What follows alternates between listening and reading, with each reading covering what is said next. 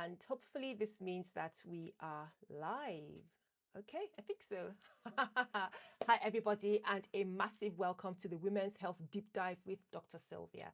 I'm a women's health specialist GP, and I'm so thrilled that you've taken a little bit of time to join me in today's extended live stream, and I hope it to be really valuable to you. So how are you doing today? How are you? Where are you watching from?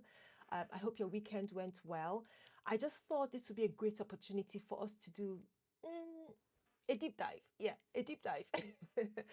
Sort of an evidence-based journey into a range of different topics that I feel are really important to you because I get so many questions around them. And my aim is to sort of give you some in-depth information that you probably simply wouldn't get in your GP appointment. And trust just the way technology works. While we've just started the stream, a phone call is coming. I think I'm going to catch up with them later on, so that's fine.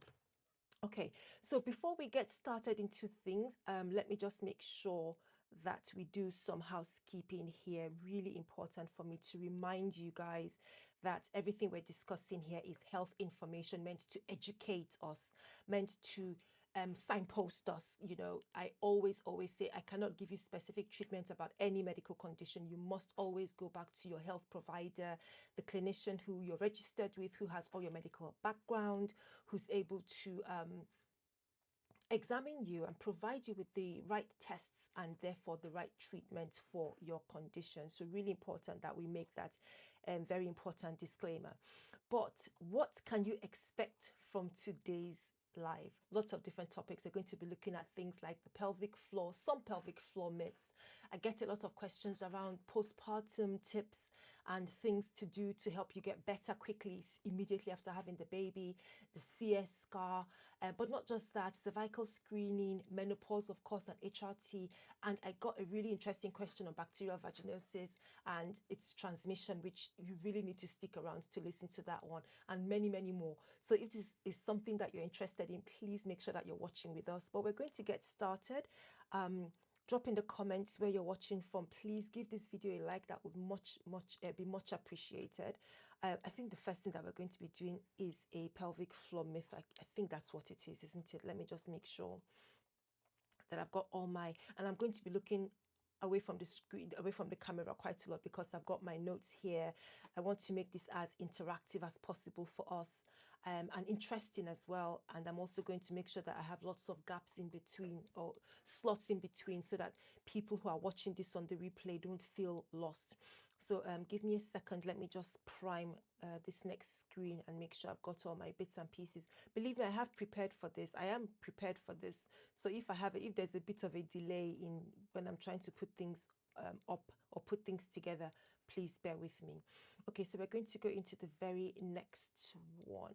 Let's see where I am here and what topic that we're having a conversation around.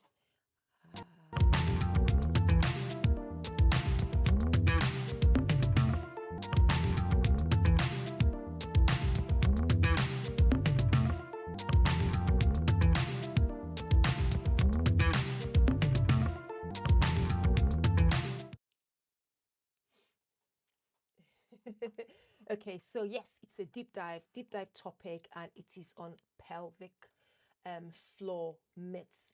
So it's a question that I get fairly commonly. And if you know what the pelvic floor is and what the pelvic floor muscles are, or what their implication is, drop that in the comment section. Just let me know.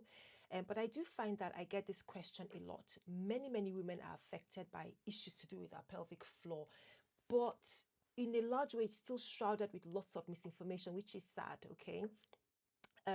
So if you've been told that experiencing leaking, so leaking urine as is just part of being a woman, or that the answer is just do more Kegel exercises, you really need to pay attention to this segment because we're debunking a couple of top myths I hear around this. So before I get into describing the myths, what is the pelvic floor? I've got a fairly decent picture that I want to share with you. So let me pull that up. And again, like I said, make sure you let me know in the comments section what your thoughts around this condition, if you've had any pelvic floor myths, if you've had any issues with your pelvic floor as well, that would be really useful to know. But while we're talking about what the pelvic floor is, it's a sheet of muscle. It's made of muscles. And really, just as the term floor explains, it's sort of like a structure that supports the organs in the pelvis. So the bladder, in the woman, in bladder, bowel, and the womb. Now, weakness or tightness of the pelvic floor are just two issues that can cause plenty of problems. So you may commonly hear about a weak pelvic floor, and it can happen from being pregnant, thanks to the pressure of the bump or your womb as it's growing, carrying your baby on the floor. So there's that pressure pushing on the floor. Being overweight can weaken the pelvic floor because there's increased abdominal pressure on the floor from excess fat. Smoking is something that can weaken the pelvic floor as well, because it causes a chronic cough.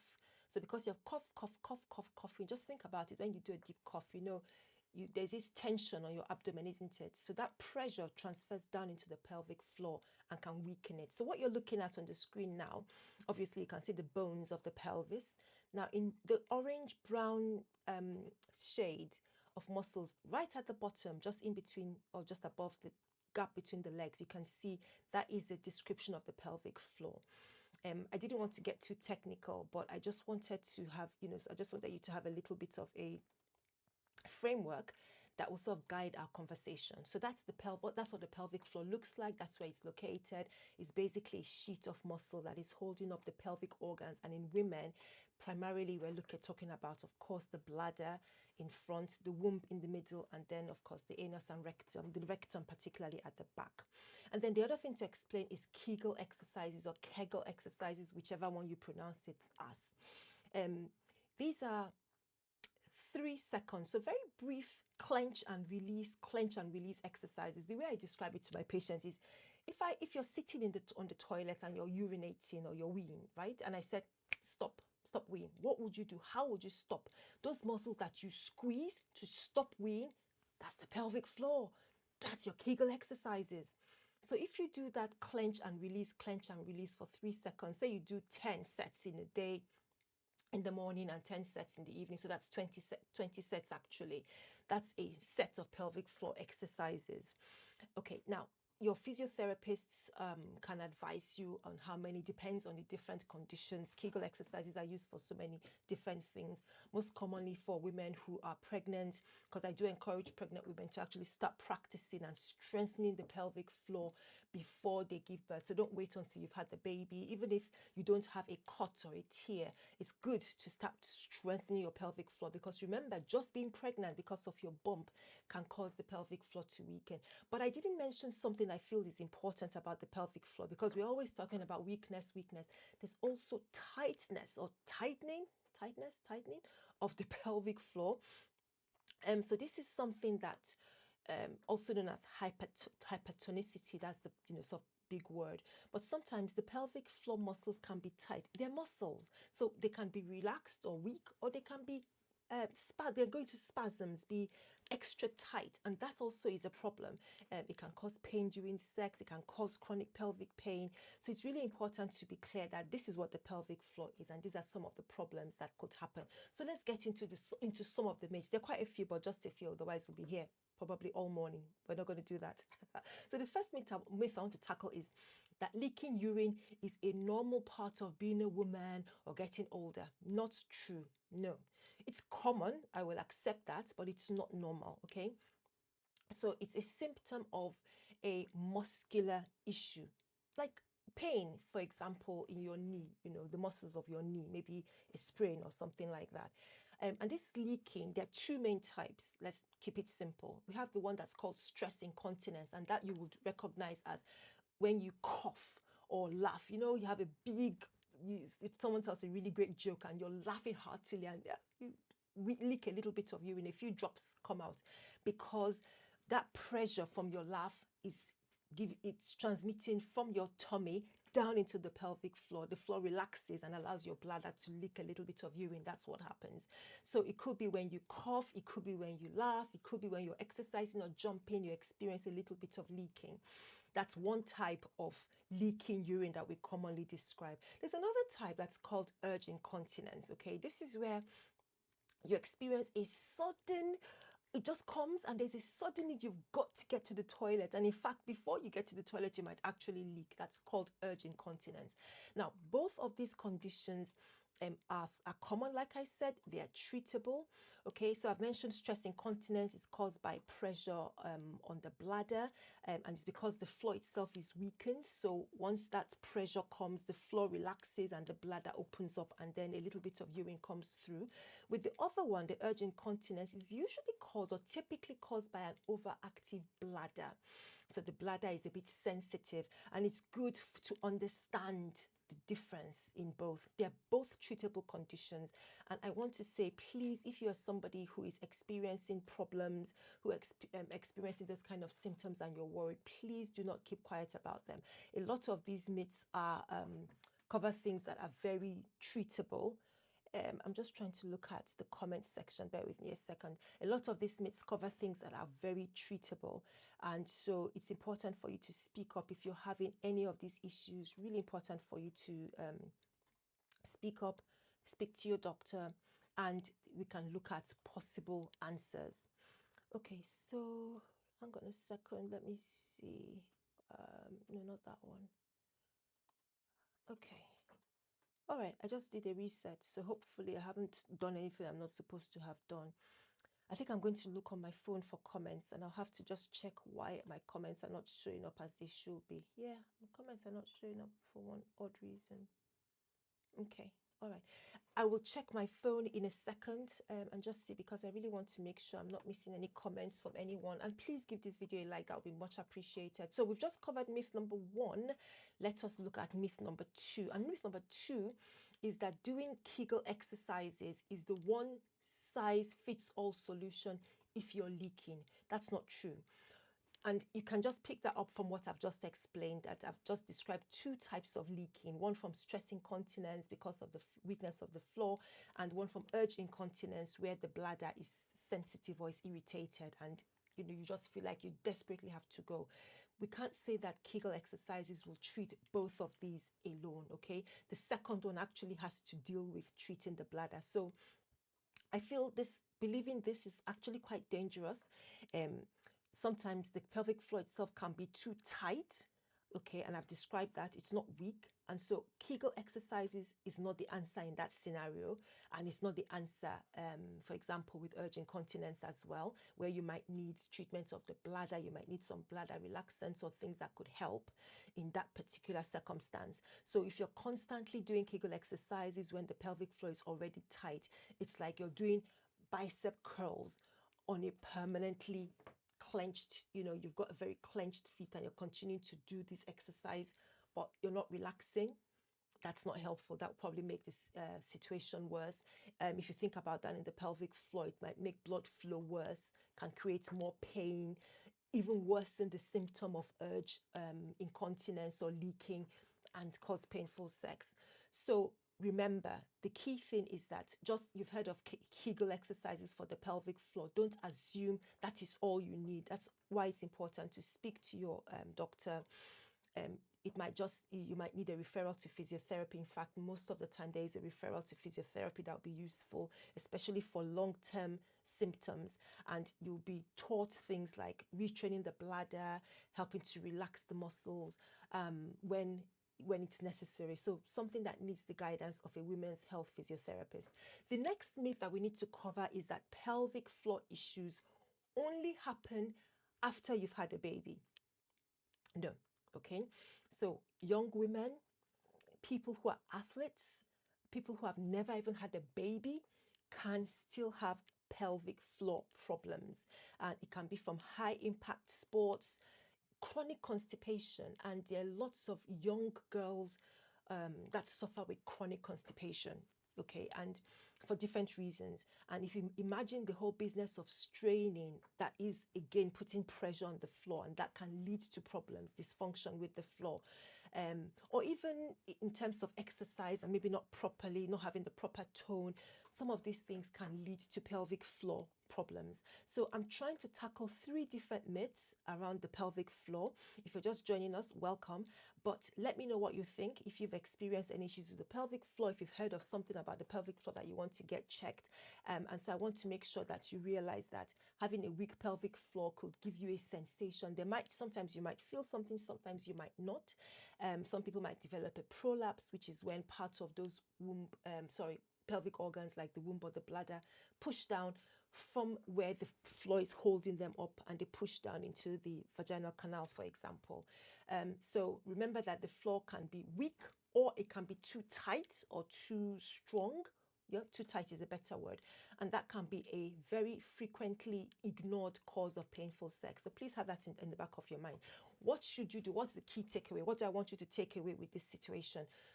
Don't just self-prescribe pelvic floor exercises. Don't just self-prescribe Kegel exercises. Always speak to a medical practitioner.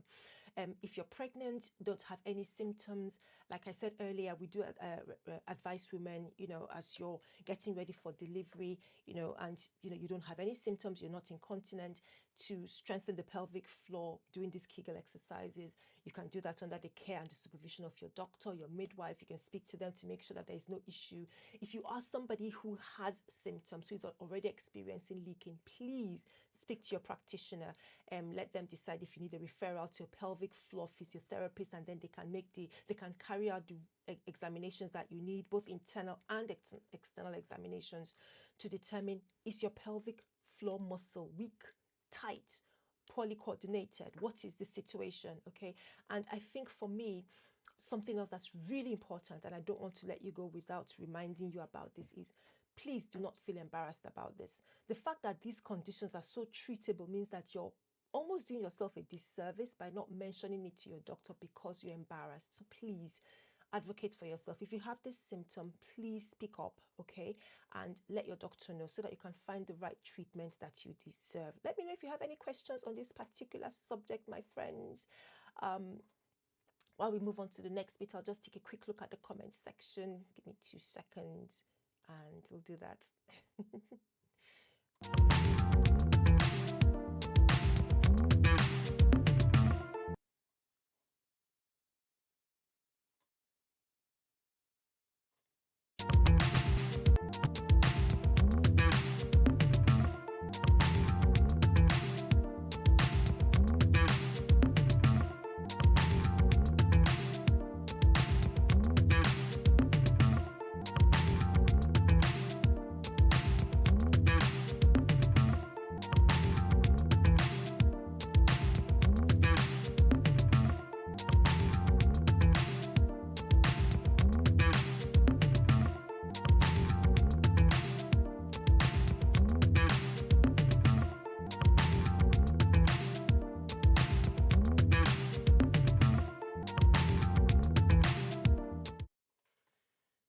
Okie dokie, welcome back. So we are talking about different things related to women's health today. Everything is around your health, anything that you're concerned about. I'm just making sure that I keep track of the comment section. Yeah, okay, fantastic. So guys, please let me know if there are any issues that you want to bring up in the comments. I'll just keep an eye on that. Okay, so yeah, welcome back. Don't forget to give this video a like and let me know what your thoughts are. Right, so this is something that is really exciting, this next bit that we want to talk about. Okay, so this just came up last week, and of course if you live in the UK, that you probably are aware of it, but I just want to shed a little bit more light. So it's big news from the NHS that is going to change the conversation around women's health, because for the very first time we're going to have menopause included in the NHS health checks. So menopause is being officially incorporated into the NHS health check. So what does that mean for you? What should you expect? That's what I want to tackle. So the headline last week was that the government announced that dedicated questions around or about the menopause will be added to the NHS health check in England.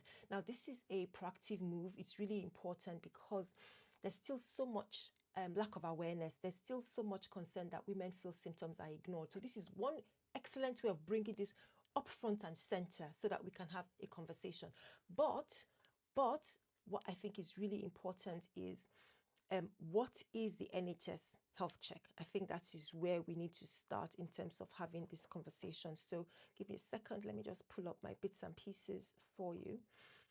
What is the NHS health check? So let me know. And the funny thing is, actually, I'm running a poll right now on the channel. I think I just started that Saturday. Was it Saturday? I think. Yeah, I think we started the poll on Saturday, where I'm looking at, I want to hear your voice. I want to hear what you have to say about the NHS health check and menopause questions, and what questions you think are most useful and should be added in there. So it's still early days. Really looking forward to your response. Please go ahead, go onto the community section and answer that poll. It's not too far down. Let me know what questions you think should be included within this conversation. But if you don't know what the NHS health check, it's a free checkup, free checkup for adults in England between the ages of 40 and 74 years. So you don't pay a penny, you get this invitation. Once you hit that age or around 40 up until 74, you get sent an invitation letter, or they send you a message, say, oh, it's time for your NHS health check. Please go for that appointment, and I'm going to explain to you why. Now, it's every 5 years, so it's not an annual check. It's every 5 years. Every one who's registered with the GP in England and who's between the age of 40 to 74, you should receive your NHS health check appointments. Why? What's the reason for the NHS health check? The main reason is to have a conversation that screens for diseases that are more likely to develop as we grow older. So things like heart disease, stroke, kidney disease, diabetes, dementia. And now we're adding menopause into the mix. I think it's a really great development. So at this appointment, what generally happens is that you have a conversation with the healthcare practitioner who's asking questions about your medical background, about your health, trying to screen for these conditions. You would also have things like your blood pressure tested, your weight and your BMI tested. You could also have a series of blood tests, including your full blood count to check for anemia, kidney function test, your renal panel, cholesterol, routine tests that you have to look at what is going on in your body at this point. So a really useful test. Think of it like an MOT at that point. And yes, at the age of 40, it's good to have an MOT. Of course, it doesn't mean that if you have any symptoms or any concerns, you can't go and speak to your doctor, of course. But this is a targeted way of trying to bring things up before they have a chance to happen, so that we're looking at reducing the risk. So from next year, from 2026, when you go for this check, a nurse or whichever the healthcare provider you're seeing will ask you the questions about menopause. Now, what are the questions? Well, the experts are still having conversations around it, but I want to get your input. I really want to know, what do you think? Which are the questions that seem confusing when it comes to menopause or not, that you think are really important that we should include in the health check? So please go and check out that poll on the channel. Okay. While those questions are still being developed, the important thing is that we want to identify women who are perimenopausal or menopausal, and catch them at that early stage, if you like, or even if they're older and have been struggling or been uncertain with symptoms, at least we can catch them at that point and have a conversation around concerns. So why is this important? Because 3 in 4 women, that's a big number. If you sit down in a room with 4 women, 3 of them are experiencing symptoms from joint pain, hot flushes, memory problems, brain fog, and so on. There's so many different other symptoms of menopause. And less than 1 in 10 actually feel they have enough information, they have access to enough information to be able to deal with the problem. So those are really big numbers. And what it's saying is that there are many of us that are suffering in silence. Our symptoms are mistaken for something else, some other condition, or it's just put down to stress. Oh, we're busy, we've got kids to look after, we've got family to look after, we've got busy jobs and so on. And so it's ignored, and we suffer, stay in that cycle without getting access to either lifestyle information, counseling, or even medication that could make a difference. So having this health check at this point is really useful. What else can you expect? So the conversation will cover your well-being and any symptoms you're experiencing. This is your chance to talk about how sleep problems are giving you issues or mood changes or physical symptoms.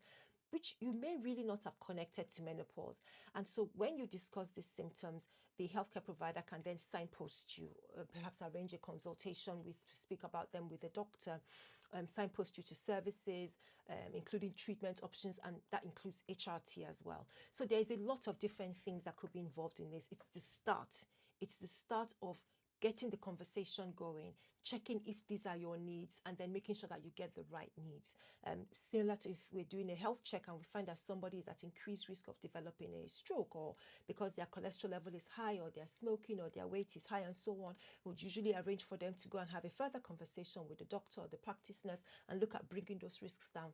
Similar thing. So it's really a good thing. It's not a tick box exercise. And the health secretary said last week, and I really agree with this statement. Listen, he said, no one should have to grit their teeth and just get on with what can be debilitating symptoms, or be told that it's just part of life. Spot on, absolutely true. So be aware of two key points. Okay, it's still in the pipeline, still under development. Let's not get that wrong, but let's be expectant, because I think it's a really important development. It's important that we have staff that are well trained to be able to carry out these checks, ask the right questions sensitively, and provide the right information. So it's not something we can just rush into. It's a great idea, but we need the right staff on board. But the other thing, I've just mentioned it, the other thing, and like I said, I found it on my poll as well, is that not many people take up their NHS health check invitations. If this is you, this is an opportunity to have an MOT. You can prepare your list of questions or things that are on your mind before you go for this appointment. Please don't ignore it. Don't, feel, oh, what does it mean? It's not important. I've actually got a good chunk of people, I think more than 20% when I checked it last, saying, oh, what is the NHS health check? Darling, if you're within the age of 40 to 74, living in England, please don't ignore your NHS health check appointment, okay?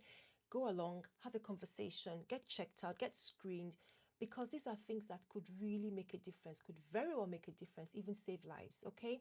And let me know what you think about the NHS health check. Do you think that this is something that is really important for us to be getting involved with at this point? Do you think it's not going to make any difference? Where are you in the scheme of things? I'm going to take a quick break now, and I'll have a look at the chats at the same time, and see if there are any questions that we need to be taking. Don't be shy. Don't be shy. But again, if you're watching on the replay, I'm looking down because I'm just trying to put up my screen so that I've got the right, or the next one. It's taking so long to pull it up. I didn't realize it would be so cumbersome. Okay, it'll be fine. It'll be fine. So let's just put this up here. So yeah, while you're sort of waiting for me to do this break and then come back, I really want to hear from you. I want to know what you guys are thinking in terms of the NHS health check. I want to know, what are you expecting to see? What questions do you think would be very useful for us to have? What questions do you think would be very useful for us to have in the check? Yeah, let's do that, and I'll see you in a second.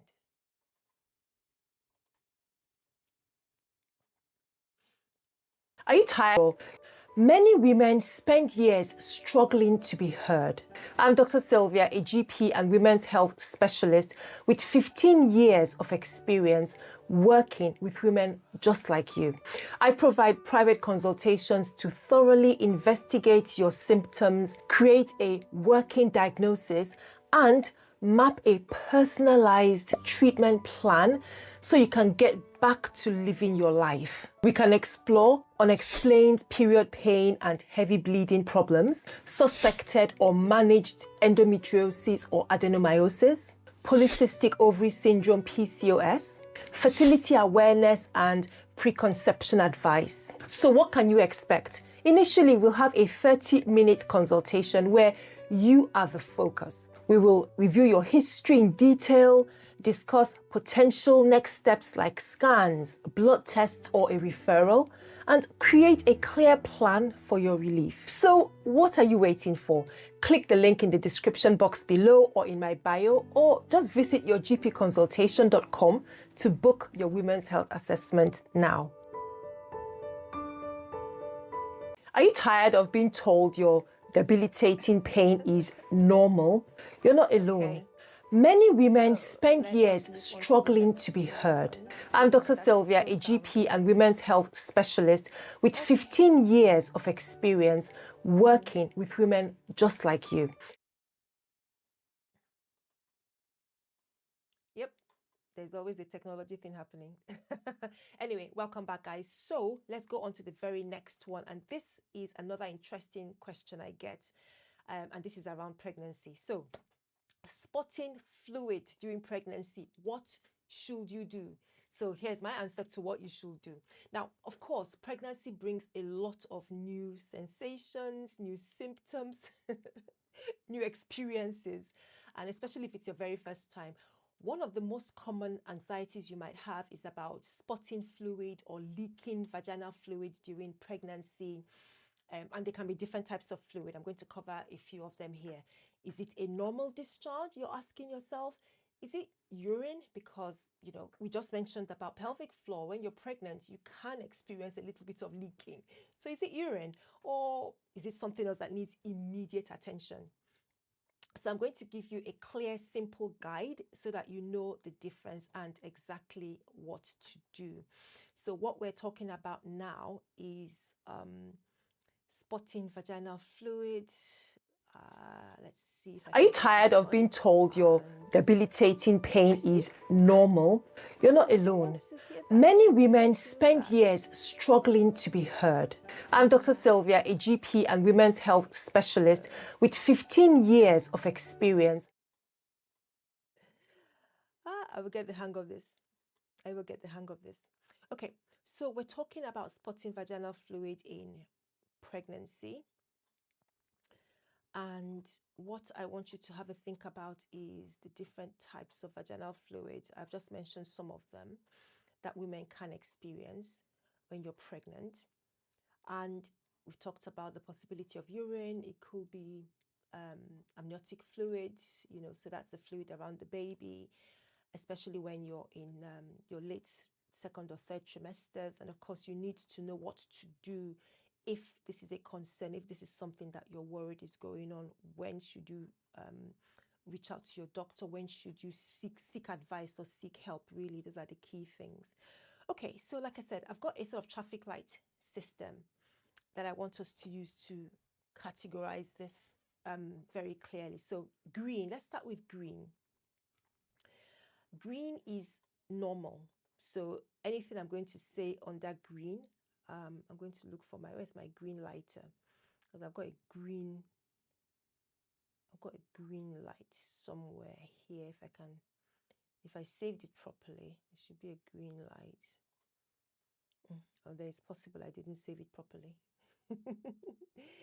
That'll be funny. Okay, so I can't locate it on my list. Okay, let's see.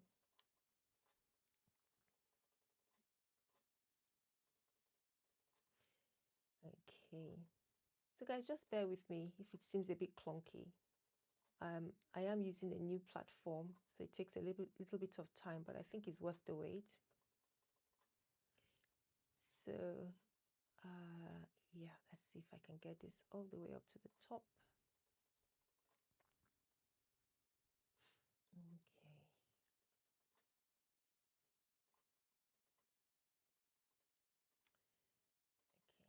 So yeah, it looks so ordinary for all the stress I've had to just put it in place. So yeah, that green light says that there's some times when you don't have to panic. It's good to have a conversation with your provider, but you don't have to panic. In fact, I don't want you to panic. You're pregnant. We want you and baby to feel well in yourself. So the right word, panic isn't the right word. The right word is, ask somebody for advice or ask somebody for some guidance, not to panic, okay? So what are these circumstances where it's a green light, where most likely nothing to worry about, but something that you should, let your healthcare provider be aware of? I'm just going to let you know what that will be in a second. I'm just, putting my little bits of traffic light bits and pieces up and about in the right order. Okay, so experiencing a discharge that is whitish or clear, milky, not really smelly, or maybe a very mild, natural odor, not offensive. That can happen when you're pregnant. And it's called leukorrhea, is the medical term for it. But it's something that happens because of your hormones, and is part and parcel of being pregnant. Some women will notice that they have more of this discharge when they're vaginal discharge when they're pregnant. It's your body's way of keeping the vaginal canal healthy, preventing infections. So most of the time, this type of having this discharge and more of it, slightly more of it in pregnancy, is normal. And like I said, due to the pregnancy hormones. So all you need to do is just keep track of it. No need to panic about it. No need to worry that it means anything is wrong with the baby, because it's just your body doing what it's supposed to do at this point in time. Okay. So I would, definitely recommend that it's, you're used to what it feels like, what having that kind of discharge feels like. It is pretty much a more volume or more amount of your normal discharge. So if you know what your normal discharge looks like and smells like, having a little bit more of that when you're pregnant shouldn't alarm you. By all means, discuss it with your GP or midwife, especially if you think, oh, this is much more than I expected, and then they can obviously review that, ask more questions, and then give you the right guidance as to what you need to be doing. The second one I want to talk about, now this one is different. So this is, I've given this a yellow light rating, okay? So this is the kind of situation where I definitely want you to call your doctor or your midwife, your GP or your midwife. And this is an instance where you have something like that discharge I was just talking about now seems to have a different color. It's not clear or white or milky. Perhaps it's a bit browny, yellow, green, or gray. Especially if it's smelly, it smells offensive, okay? This may suggest some type of an infection. It could be an infection like BV, bacterial vaginosis, or a sexually transmitted infection that needs treatment. So it's important that you're picking up the phone or you're booking that appointment to speak to your practitioner. And the other thing as well that will fit into this category is, if I mentioned brown, but also pink spotting. And so in this instance, we're talking about the possibility of bleeding. Definitely, please pick up the phone and speak to somebody, whatever stage of pregnancy it could be. Because of course, we're thinking about things like a threatened abortion or an ectopic pregnancy. So any type of discharge, bleeding, pink, brown, fresh, pick up the phone, speak to somebody. Okay. So we're talking about the different types of discharge when you're pregnant, spotting fluid, what should you do, what should you think about certain types of discharge. Okay, so let's look at the last category here. Let me just pull it up so that when you look at the screen, it's making sense what I'm talking about. So I've put this in the red category, and pink, brown spotting can bleeding can flip from, depending on the volume, can flip from one yellow category to the red category. But the red light tells you that this is an urgent reason. So this is immediately, contact somebody. If you experience a gush or continuous trickle of a clear liquid, no smell really, but just clear liquid.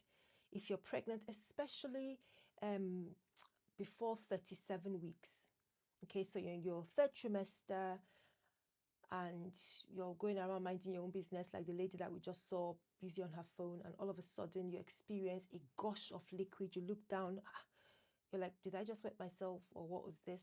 There's no smell. Please get advice. It could be that your waters have broken, because that's what the amniotic fluid is. Clearly, if this is you're pregnant, in advanced stage of pregnancy, and then you experience a gush of bleeding, that is also an urgent or emergency situation. Now, going back to the first instance, you might be in a situation where it's not exactly a gush of fluid, maybe a small, maybe a little puddle. You're lying down or you're sitting down, and you suddenly, you get up and then you feel, oh, a bit of liquid coming away. And what's happening?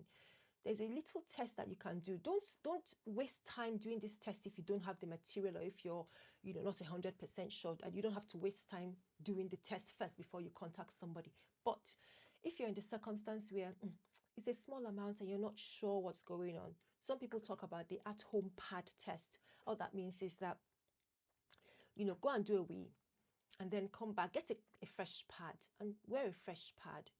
Lie down for about 20, 30 minutes and then have a look at the pad. See, is it soaked? Is there still liquid? What does the liquid look like? And then go and call. So you can do that if you wish to. You can call and then put on the pad. I'm not, the most important thing is that experiencing a gush of liquid, so especially if it's a clear colorless fluid, it might suggest that your waters are broken. That's important, extremely important if it's before 37 weeks.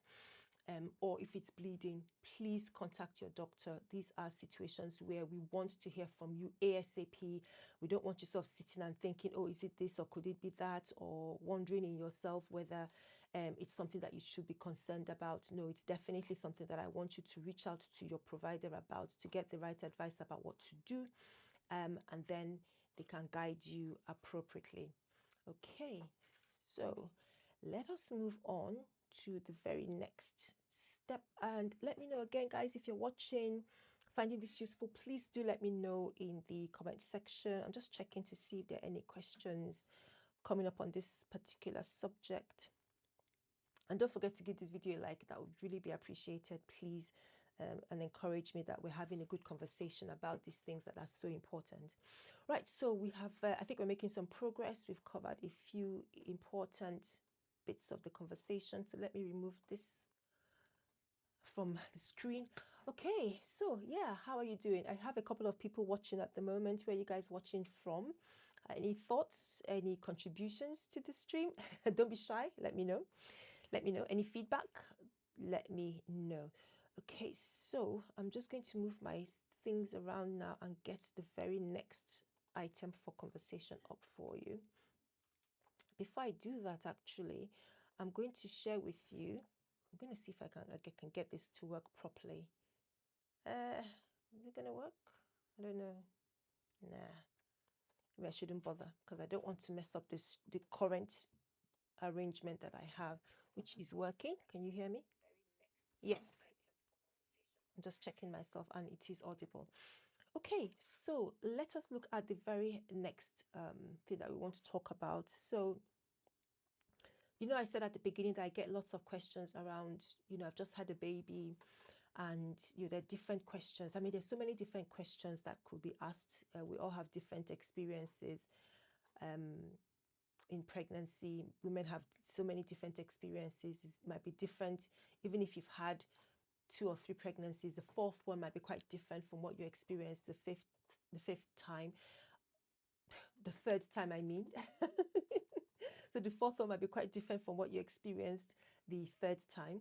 So different to somebody who's not even been pregnant before. So lots of different questions that do come up.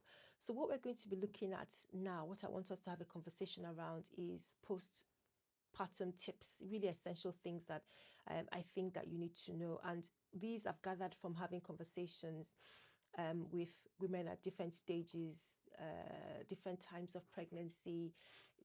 What are the things that you really want to be thinking about in the very first time? So first thing, of course, is congratulations on the new baby. Everybody is usually focused on the newborn, and I really want to put my focus on you, mom. I really want us to look at you and your well-being at this point, because I know that everybody's focused on the baby, which is as it should be, absolutely. But this period, the first week or so, first couple of weeks, first month, isn't just about the baby. It's about you healing both physically and mentally. So here are some essential tips. And I came across this from somebody who shared this as a framework. So it's not a hard and fast rule, but it's a framework that you should keep in mind. So it's the 2-2-2 rule for recovery and healing. 2-2-2. So first 2 days, you're in bed. Non-negotiable. No, I'm just kidding.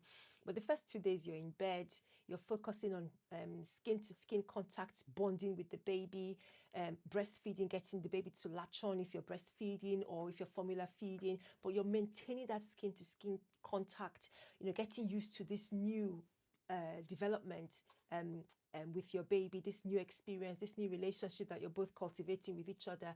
And of course, you're resting.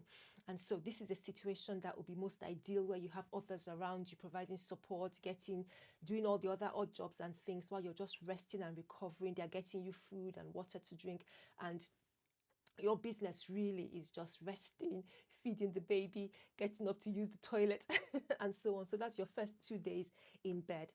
The next 2 is on the bed. Okay, so now you can sit up for anything that is not just picking up the baby or going to pass urine. You can sit up, move to a chair. There's a chair in your bedroom. Move to the chair to sit up for longer periods of time, so you're not staying in bed throughout. You get the difference? So you're a little bit more active, because I think some people can get a bit confused as to what can I do and how soon can I do it. Really important to take your time. Don't rush anything. It's important to realize that you have just done a lot of work. Your body, even if you don't feel that way, your body has done a lot of amazing work. So you're pacing yourself. So next 2 days is about just trying to gradually evolve from just being on the bed to sitting up for longer periods of time. Sit on a chair if it's not just the bed that you're sitting on. Let me just grab a drink. Okay, and the last 2, because we said 2, 2, 2. The last 2 is moving around the bed.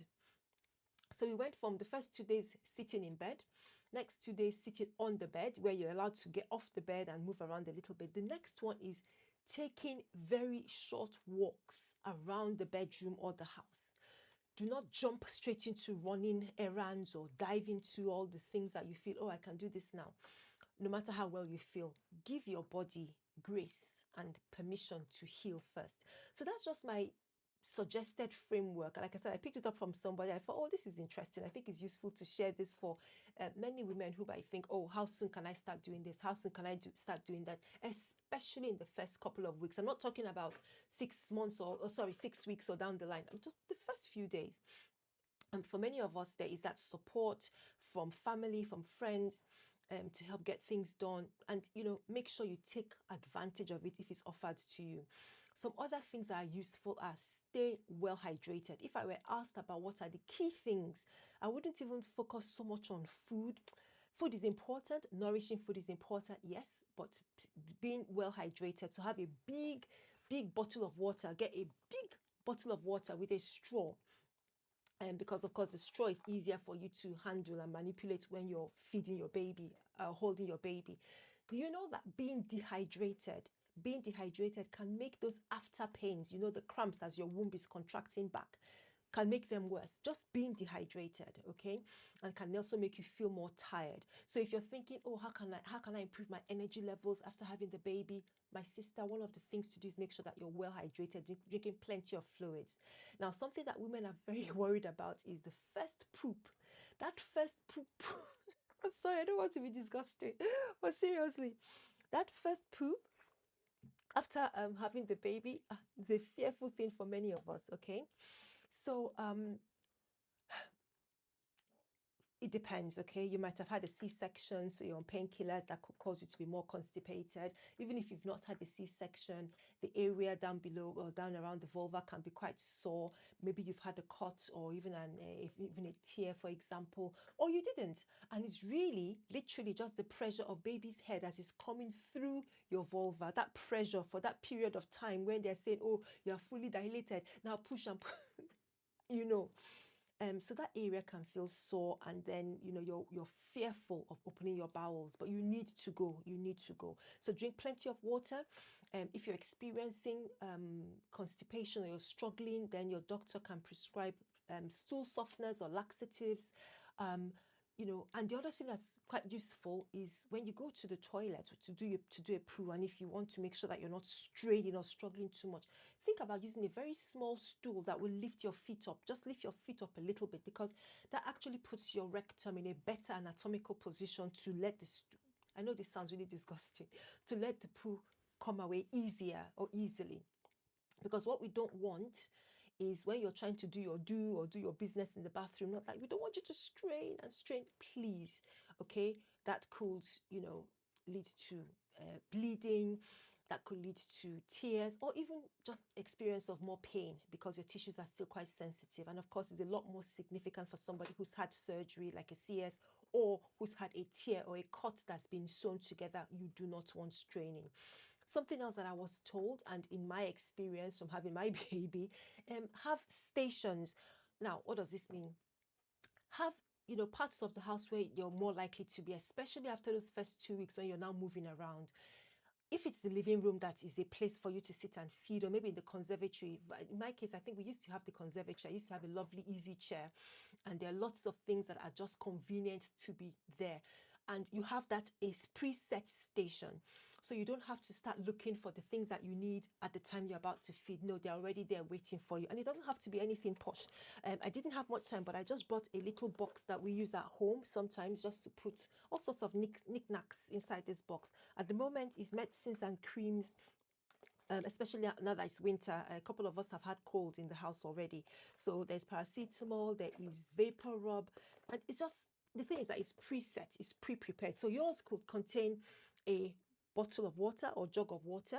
It could have the remote control, okay, for while you're feeding. It could have a bag of snacks. Yep, it could have a bag of snacks. At the moment, I'm partial to plantain chips. Okay, so you could have a bag of snacks in there as well. So your box is yours to make whatever you want to make it. You make it even more fancy. This is just a functional box that we use. But yeah, have a station that you can have it prepped, ready in that area, so that really all that space needs to be completed is just you and the baby. Everything else that you need is already there and waiting. Things like the baby's napkins or things to clean baby's mouth, and stuff like that. You can have that in different parts of the house just to make things easier. And I know it takes organization, and I think it's worth it. So you're not feeling stuck, or you're not feeling the stress of, oh, I have to do this, I have to do that. Okay, so think about that. Have stations. My other tip, for moms, in that immediate postpartum period is, and this is really important because I feel we don't say as much as we should or could, and it's about a mental health check-in. You've probably heard of something called the baby blues. This is when you've just had the baby. Within the first 3, 4, 5 days, you're feeling tearful, irritable even, or even feeling overwhelmed. Who knows? Who has experienced that? Please let me know in the comments section. Because, wow, you just feel as if, wow, you're in charge of this little being. It's not unusual. This is an effect of your hormones. Your hormones have been doing all sorts of things for the past 9 months. Now their levels are going to start dropping down to your pre-pregnancy state, and it can leave you with this kind of feelings. Please don't be upset. Don't be, when I say upset, don't be too perturbed, because baby blues are temporary. They will leave and you will go back to normal. But when I want you to talk to your health provider, your GP, your midwife, your doctor, is if these feelings get more intense or they persist beyond 2 weeks, okay? Because then we're thinking about postpartum depression or anxiety that can affect both you and your baby, okay? The thing about it is it's very treatable. I know that there has been a lot of stigma around it in the past, because after you've just had this wonderful baby, how can you be depressed? But it's not you, it's not what you want. You are experiencing something that is as a result of hormones or other factors that are really beyond your control. So please, if you're having intrusive thoughts, feeling very angry, you feel you can't settle down, especially when your baby is resting and you don't have anything that you need to do to keep your hands busy, and you can't settle down or be calm, please speak to somebody. There is treatment for this. Many women have completely recovered, okay? Completely recovered. I also have a video on the subject of postpartum depression on the channel. If I remember, I think I'll put a link to that so you can watch and get a lot more information about what it's about. Your work at this time is about healing and bonding. Did you not know that you've just completed a whole 9-month mega project to bring another person into this world? It's a big deal. Oh, don't let anybody tell you that it isn't, okay? It's a really big deal. So well done to you. And like I said, if you have any concerns around that, please speak to your GP about it. Okay, guys, we're going to take another quick break. And while we take this break, I'm just going to have a quick look at the comments. I'm going to look at a couple of polls I wanted to share with us. Let me see if I can get the right, let's see if I can get the right ad break segment to play. Guys, bear with me. If it's not the right one, bear with me anyway. Let me see if I can get the right one to play, and I will be back with you in a moment. Tired of being told your debilitating pain is normal? You're not alone. Many women spend years struggling to be heard. I'm Dr. Sylvia, a GP and women's health specialist with 15 years of experience working with women just like you.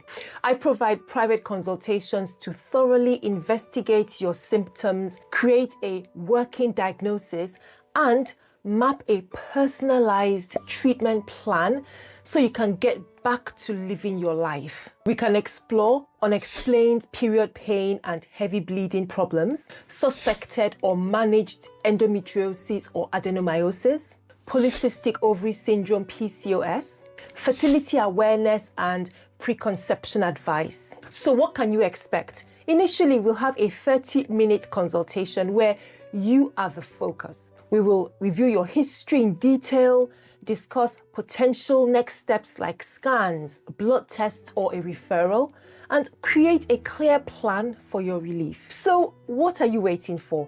Click the link in the description box below or in my bio, or just visit yourgpconsultation.com to book your women's health assessment now. Are you tired of being told your debilitating pain is normal? You're not alone. Many women spend years struggling to be heard. I'm Dr. Sylvia, a GP and women's health specialist with 15 years of experience working with women just like you.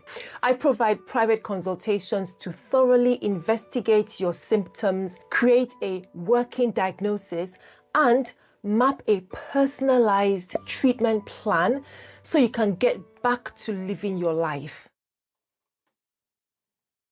Hey, welcome back. Thank you so much for being and remaining with me. If you're just joining, we're doing our extended live stream where we're going through a series of different questions that I get commonly on the channel. You guys know that Ask Away Health is all about encouraging conversation, getting you to check things that you're not sure about. Maybe you wouldn't even be able to cover them in a 10-minute appointment. But please remember, we're not giving medical advice. That is not possible when I don't know your medical background. And so I always ask you to go back to your registered GP, doctor, your midwife, who have that advantage. They know your medical background. They can ask the nuanced questions, do the examination to get you the very best of health. Okay, so we're going to the very next question. I'm just looking on the chat to see if we have any comments or questions. So please share them if you've got any for me, any areas that you want me to cover. Please feel free. They're very much welcome. So we're going to look at, let's see.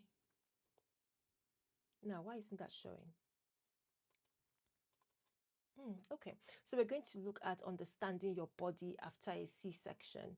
Let me see if this second one is going to show. Oh, I know why it's not showing. I know why it's not showing. Yes, I got it.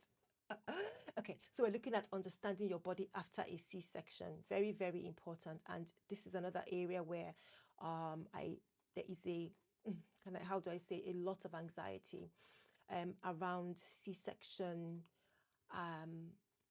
what you need to do about the wound. And that's what I'm going to be delving into specifically, actually, because there's so much involved in C-section. And please, if you have questions that are not addressed in our stream here, then I'll definitely encourage you to have a look at the other videos I have on the channel where I'm talking about the C-section recovery tips, C-section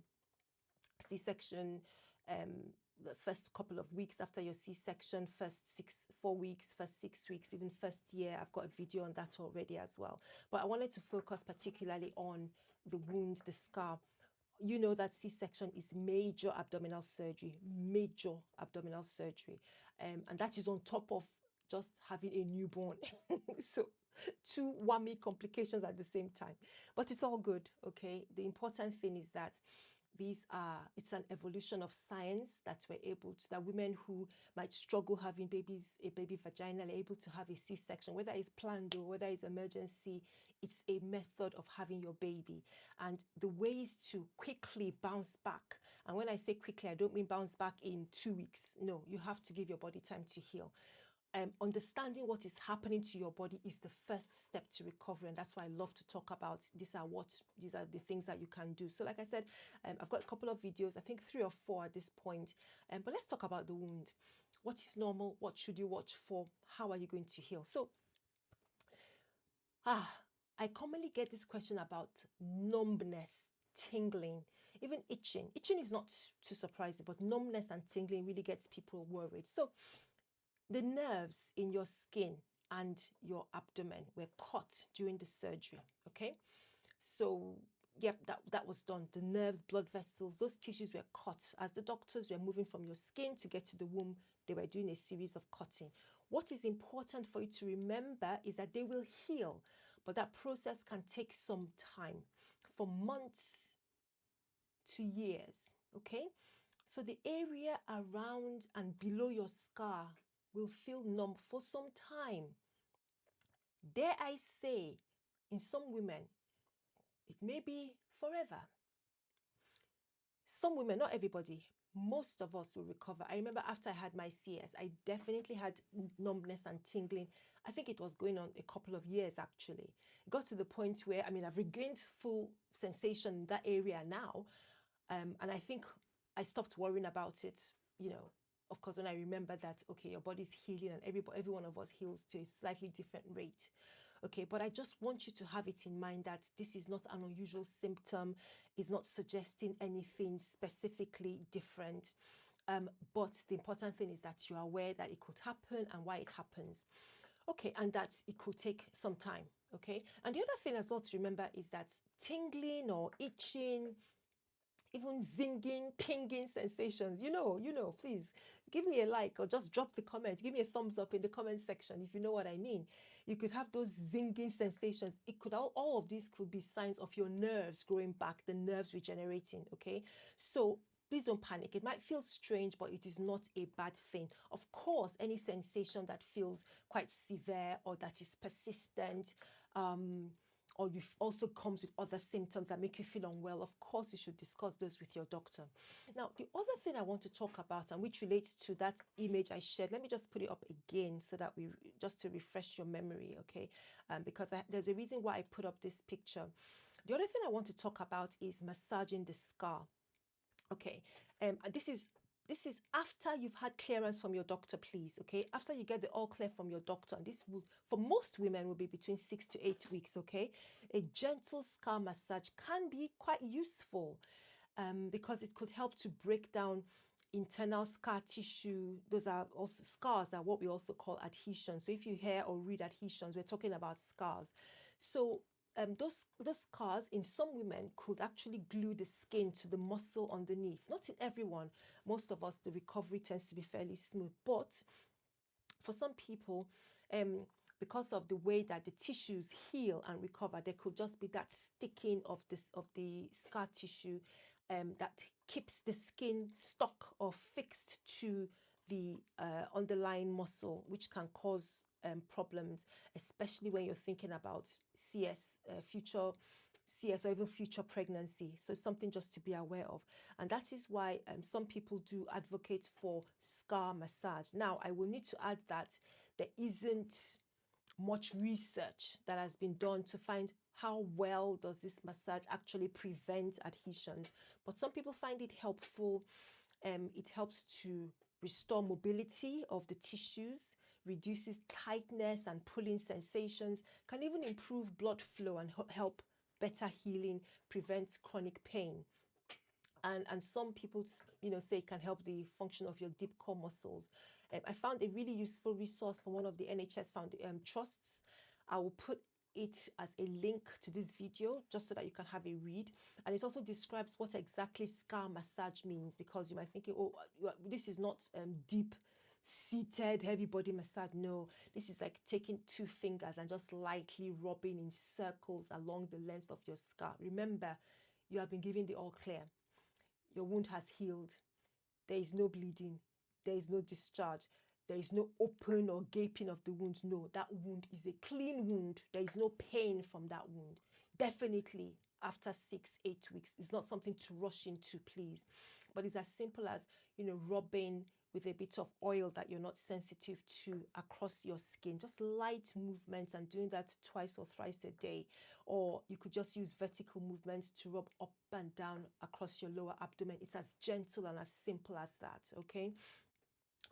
So some people, like I said, find it very useful. I have to preface that it is true that there isn't much research on its value, but it could be something that you do as part of your your body makeover after a bath or a shower. You're just having a bit of me time. You might even be massaging some of this bio oil or oils into your skin for stretch marks, for example. Some of that skincare, literally a few seconds to just have a gentle rub around the scar. But please, please make sure you've gotten clearance from your practitioner before you practice this. Okay, the other thing I wanted to talk about as well, so not just infection, because at this point, you will be told what an infected scar looks like before you leave the hospital. Your midwife, your doctor will tell you about pain or redness, smelly, discharge, swelling, redness, pain. Yes, those are the common things I would say to you to watch out for, with a scar. That's how you know that it's infected. But what about other things that could suggest infection? Not so common, but they could happen. One of them is an infection in the womb. Okay, so this would be a discharge from the vagina. Okay, and this discharge will be smelly.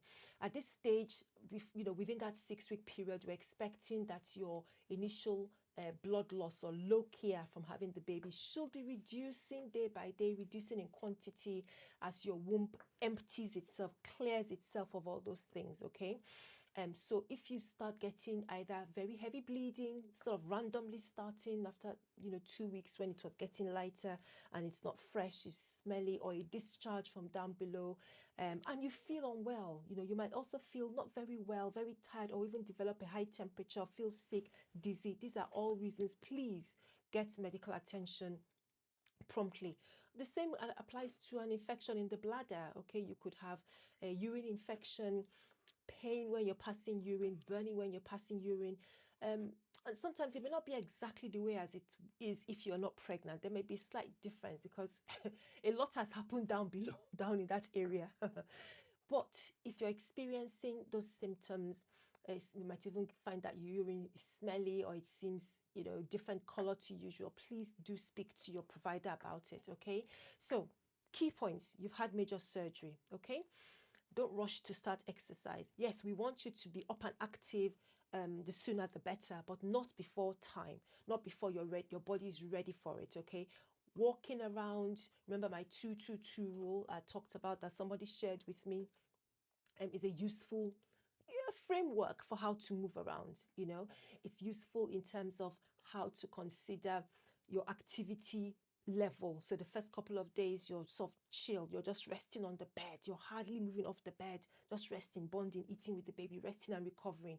By the next set of 2s, then you're up a little bit, you can get up and move around to the chair beside the bed and sit there, sit up and do other things. Again, you're feeding the baby, you're holding the baby, you're still in that recovery state. Then the next 2 days is you're a little bit more fit. You can move from, one room to the other to do things, not just to pass urine. You can take a bit of a walk around the room or around the house, not too long. You're gradually getting your strength back, okay? Now, the other thing that's useful when you have a scar, many of us who've had CS, when you want to laugh or cough, you know how the scar pulls. Get a little cushion, just hold that against your tummy or your scar when you want to cough or laugh, or even if you're moving out of bed, because those tissues are still quite sensitive. And listen, women's health physio, they are worth their weight in gold. Okay, you don't have to wait until you're leaking or you're experiencing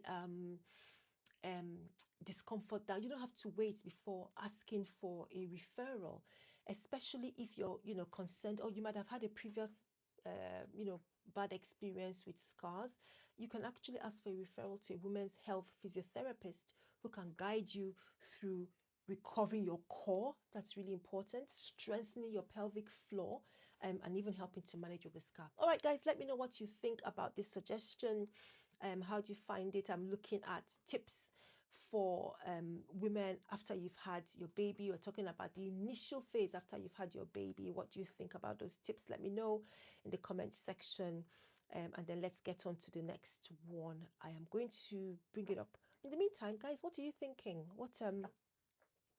What are the key things that we should be looking at? Do you have any ideas or suggestions for somebody who's just had a C-section particularly? What was your experience? How did you manage your scar? How did you look after your wound? Did you have any complications with your wound? Please share with us, whether it's in the replay or whether it's live. So let me pull up a week here. Let me pull up this bit for the next one.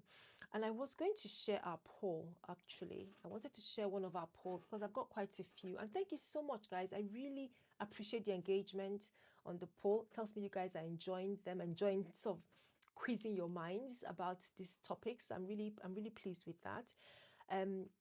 So my plan was to share one or two of them because we've got some really interesting results, I feel. But yeah, I'm not able to get that to work for some funny reason. Anyway, let's move on to the next. So this is another one that I get a couple of interesting questions around, and that is changing feet after you've had your baby. Changing feet. So I don't know if that's a thing for you. And if it was, please let me know in the comment section. Oh gosh, I'm sorry if I'm not getting quickly to respond to comments. I for some reason my on desktop comments is not showing.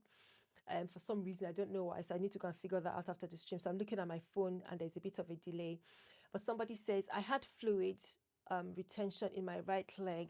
So this is Sonia Guy. Hi, Sonia. Thank you so much for watching. Thank you so much for commenting. You had fluid retention in your right leg. Wow. Was this after the C-section or after your pregnancy? I mean, please let us know. And how did you recover? What was it down to? Because like I said at the beginning, there are many different experiences after pregnancy. So what was it all related to? It'd be useful to hear from you. I hope you're still here because I think that comment came a few seconds ago and I'm sort of running late on that.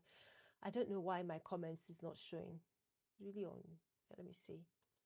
This is Restream. So scene sources, audio mixer. Yeah, it should be showing the no, I don't know what this is. Dude, I don't want to just press something and then the whole stream disappears. That's what I'm trying to avoid. No, I don't want that. I don't want this. Nope, no, thank you. Yep, nope. Okay. Yeah, it's not showing me comments, so I have to figure that out at another point before the next stream. Anyway, let's crack on. So we are talking about what your feet are telling you post-pregnancy. What and what?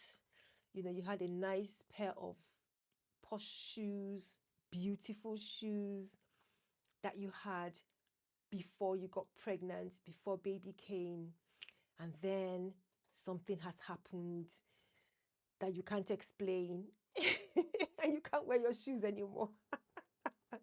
I'm laughing. I had the same experience. I'm not laughing at you. I've had the same experience. Oh my goodness. Okay. So you've gotten home from the hospital after having your baby, and maybe a few weeks after, when you feel ready to, get up and about, even if it's just to go running errands and you want to get into your trainers and you find, your shoes don't fit anymore. It's not in your head. And you're not the only person. So let's talk about what's going on and what should you do? Is this something that you should be worried about?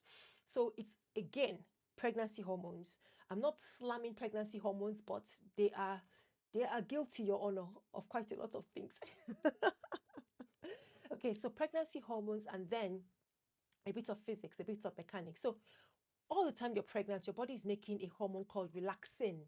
Its main job is to loosen the ligaments in your pelvis, okay, to prepare for the baby. Because, how else is your between 3 to 4.5 kilograms, or, however large your baby is, going to pass through the small cradle of the pelvis? There will have to be a lot of softening to allow that those tissues and muscles and joints, to widen for the baby to pass through as you deliver the baby. Now, if only relaxin could mind its business and stick to the pregnancy-related tissues. No, what relaxin does is it works all over the entire body.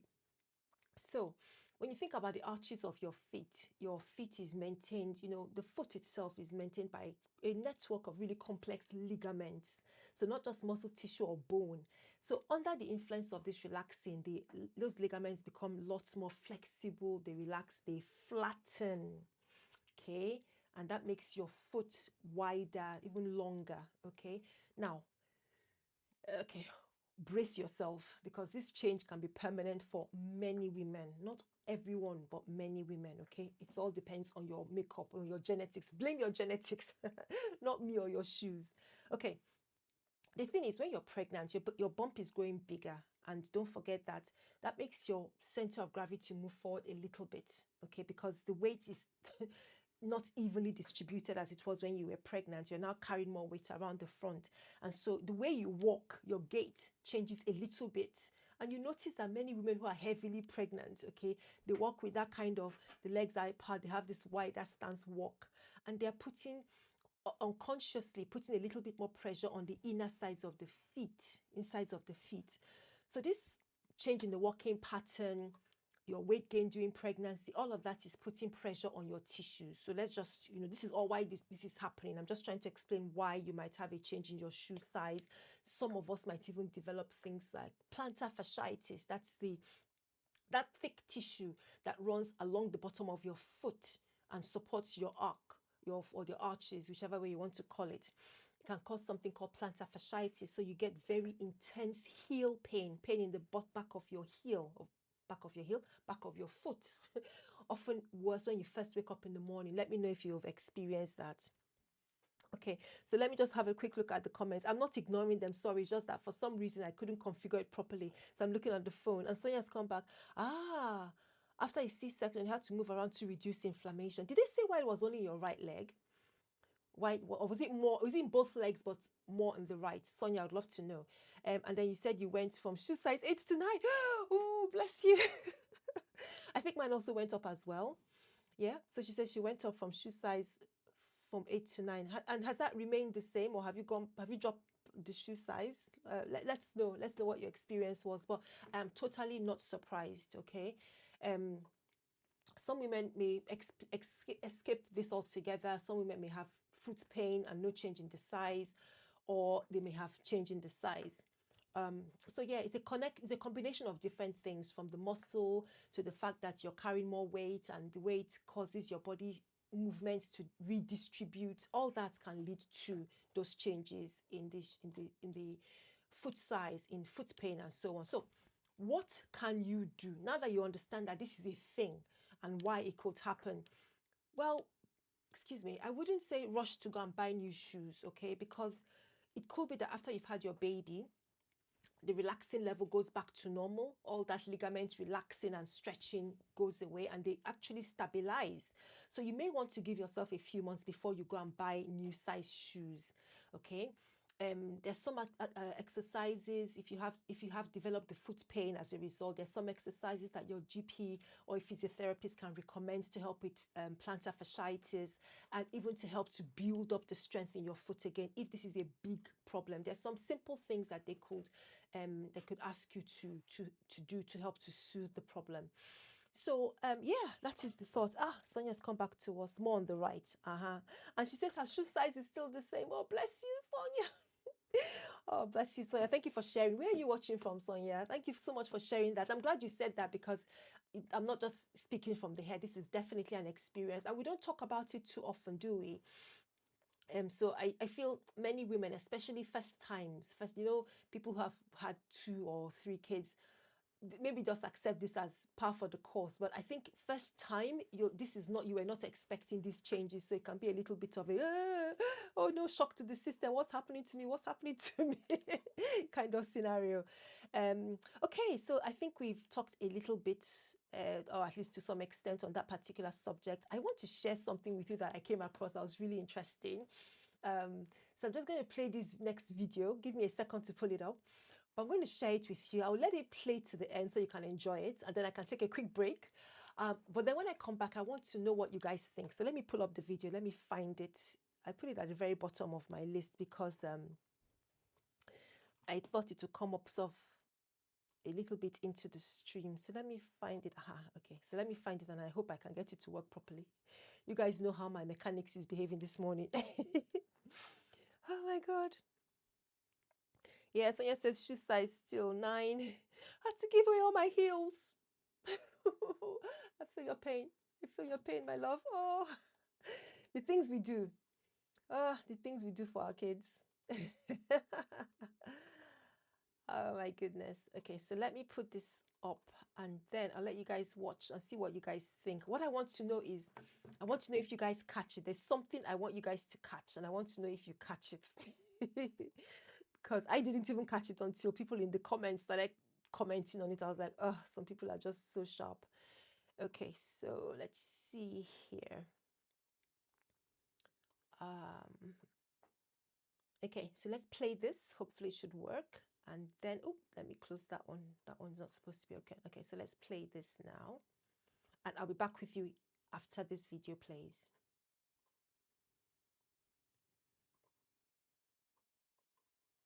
Break the pasta block bag or water. Cook in the microwave. Slice an onion thinly. Fry the onion. And then say, okay. With finely chopped garlic.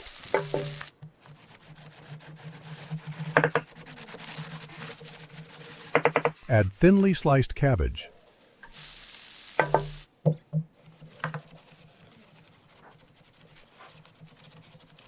Two thinly sliced carrots. Thinly sliced green bell pepper.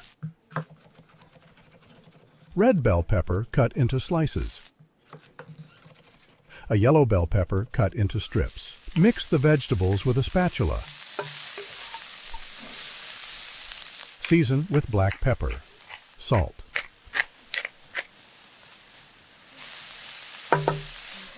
Simmer the vegetables for 5 minutes. Dissolve the starch in water.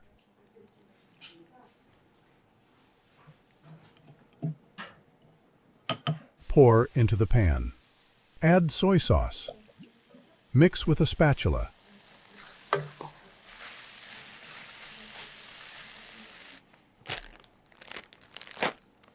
Cut the pasta with a knife. Put it in the pan with the vegetables.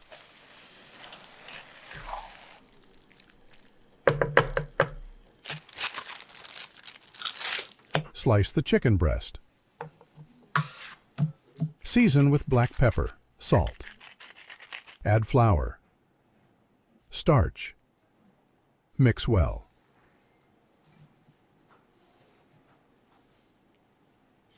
Melt the butter in a pan. Put the chicken in the pan.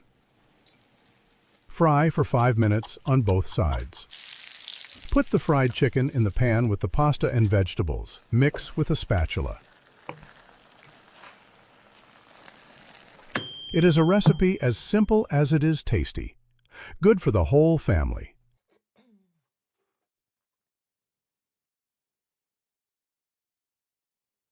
Break the pasta in half. Put it in a Ziploc bag. Pour water.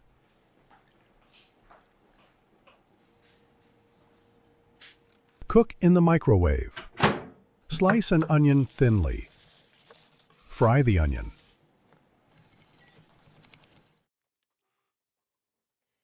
Okay. I want to know if you caught it. Sonia says, salty food affects me now. Oh, wow. So another change from pregnancy, guys, you see, so I'm not making this up. Okay, so you've just watched this video I've shared. I don't know who caught it. To be honest, I didn't. I was actually just carried away with a new recipe, a new way of cooking pasta. But I'm not going to keep you in suspense. Now, a lot of concerns, of course, have been raised about what we call endocrine disrupting chemicals and the effect of plastic products that we use around the house. So it could be from plastics we use in personal care products like your cosmetics, your creams, and so on, but also around food and cooking food in plastic products. So I don't know if you saw the beginning of that video where I wish I knew how to sort of put it on the screen at the same time. Another thing I have to learn how to do. I don't even, let me see if I can manage to do that at the same time. It probably won't let me. Oh, it might actually. Let's see. Let's see if we can Break the pasta in half. Put it in a Ziploc bag. Pour water. Will I be able to do that? Okay. Yeah. So hopefully you guys can see Cook that. in the I'd like to play. microwave. That's the bit I wanted Slice to an stop. onion thinly. Fry the onion. Yeah, that's the bit I wanted to stop. Okay. So what I really wanted you to see was pasta. He cut the pasta in half, okay? And then he put the pasta into the microwave. No, sorry, into the plastic bag and then into the microwave. Why? Why? So it didn't make sense. So unless he's rage baiting us, which is definitely in today's social media world, that's a possibility. There was no need to cook that pasta in the microwave or in the plastic bag, because those are the things that people had issues with, and I completely agree. You know, why cook the pasta in a plastic bag in the microwave when he took all that time to do the prepping, all the prepping with the vegetables and everything else to make the lovely meal? But the key thing I wanted to point out, the thing that you could blink and miss it, because that's what I call this segment, blink and you miss it segment, is the fact that that pasta was cooked in a plastic bag, and cooking in plastic could increase the chances of endocrine disrupting chemicals leaking into the food. So something just to be aware of, because we're finding it's getting to be a bigger conversation, especially around women's health related issues. We talk about causes of fibroids and endometriosis and, you know, different hormone related issues, and we're trying to work out why are these things happening, what causes them. Yes, we know there's a hormone element, there's this increased risk of, you know, different situations that can make one more at risk of developing these conditions. But what about the hormone environment that could be worsened because of these chemicals? Because what the chemicals from the plastics could go to do is disrupt the hormone balance. That's why it's relevant. So the thinking now is moving away from using plastics, and it's about, you know, looking around the house, looking at your common household materials and see what can I replace this with, so that you're actually not depending so much on plastic material, especially when it comes to cooking. I'm also looking in our own kitchen, and there's some plastics that we've had for years, and I'm thinking, why are we still with these plastics? In fact, I think just saying this in this live is giving me the motivation to just kick them out as soon as we've done. Yeah. Sonia says, why not in boiling water? Exactly. Why not just, he had all the time.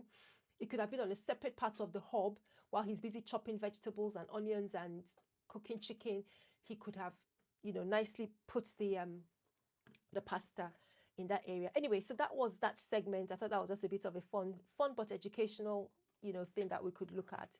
Sometimes there isn't any answer, but I think in the comments for that video, there were a lot of comments around, what are you doing? Why are you not boiling the pasta? Exactly what Sonia has said. Why are you not boiling the pasta normally?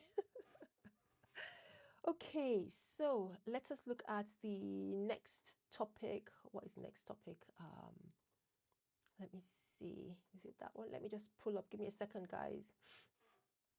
Okay, so, this is again. I hope Sonia still stays with us, because we're still discussing recovery after birth. Okay, so this is a slightly different one. Let me just get my bits and pieces up right on the screen. And then we can talk about this one. Bum, bum, bum, bum, bum. Where are we? Yep, so that goes up. Okay, give me a second, guys. Thank you so much for being patient with me. Okay, lovely. Right, so let's go up first, and yeah. Okay, so now we're talking about preparing for postpartum recovery, essential steps. Okay, so I know it sounds similar to the last one. We're talking about shoes, feet and shoes, the last one, and we had some tips beforehand, but this is something else. that I thought would be useful. And I think it might repeat some of the things that we mentioned earlier, but it's always useful. And yes, Sonia, if you're still here, please let us know what things you did to help your postpartum recovery. What were the really useful go-to tips that you felt made a difference, made it easier for you to just be on top of things at a time where you're busy, your mind is simply on looking after the baby, feeding the baby, and what kind of things where did you have set up at home just to make life easy for you? I think that's the question. Okay, so I would say the essential things, right? I mean, we spend months getting ready for having the baby, get the baby's room ready, but in terms of getting ourselves as moms ready, getting the environment set up for recovery, I think it's also one of the most powerful things you can do. And I know to some extent, of course, yes, we're already doing that, but let's talk about some essentials, okay? It's not just about buying baby gadgets, but it's about your support system. That's really what I want to focus on, the support system that we have for this. So let me bring my screen, bring myself back into view. Nope, that one. Yeah. Okay. So we're talking about recovery. So we've talked about food. Really important that you have essential food stocked up, so you're not waiting for you're hungry before you start thinking of what you're going to eat. No. Beyond freezer meals, healthy snacks that you stock your pantry and fridge with, things that you can just grab, one-handed snacks you can just grab, high in protein and fiber. Remember, we talked about constipation earlier, so you need things that are high in fiber to help your bowels go. Some areas you might have electrolyte drinks, but I talked about hydration, just being well hydrated. If you've got water, I'm very partial. I don't know if you can see, one of the drinks I have is I'm really partial to coconut water that contains natural electrolytes. So if that is a taste that you like, you can also have coconut water at home. Give me a second. Always refreshing. You can have electrolyte drinks or powders that can help you hydrate, especially if you're breastfeeding, because there's a lot of calorie going into the whole business of breastfeeding. I mentioned this in the previous section. Now we talked about stations. Create dedicated feeding or nursing areas in your living room or in the conservatory. I had my conservatory, and I used to enjoy just sitting there, really peaceful, quiet moments. But the thing is, you don't have to scramble to get it ready. The chair is already ready. The station box where you have all your needed, useful tools like your phone charger or your napkins or things for wiping baby, or your bibs, for example.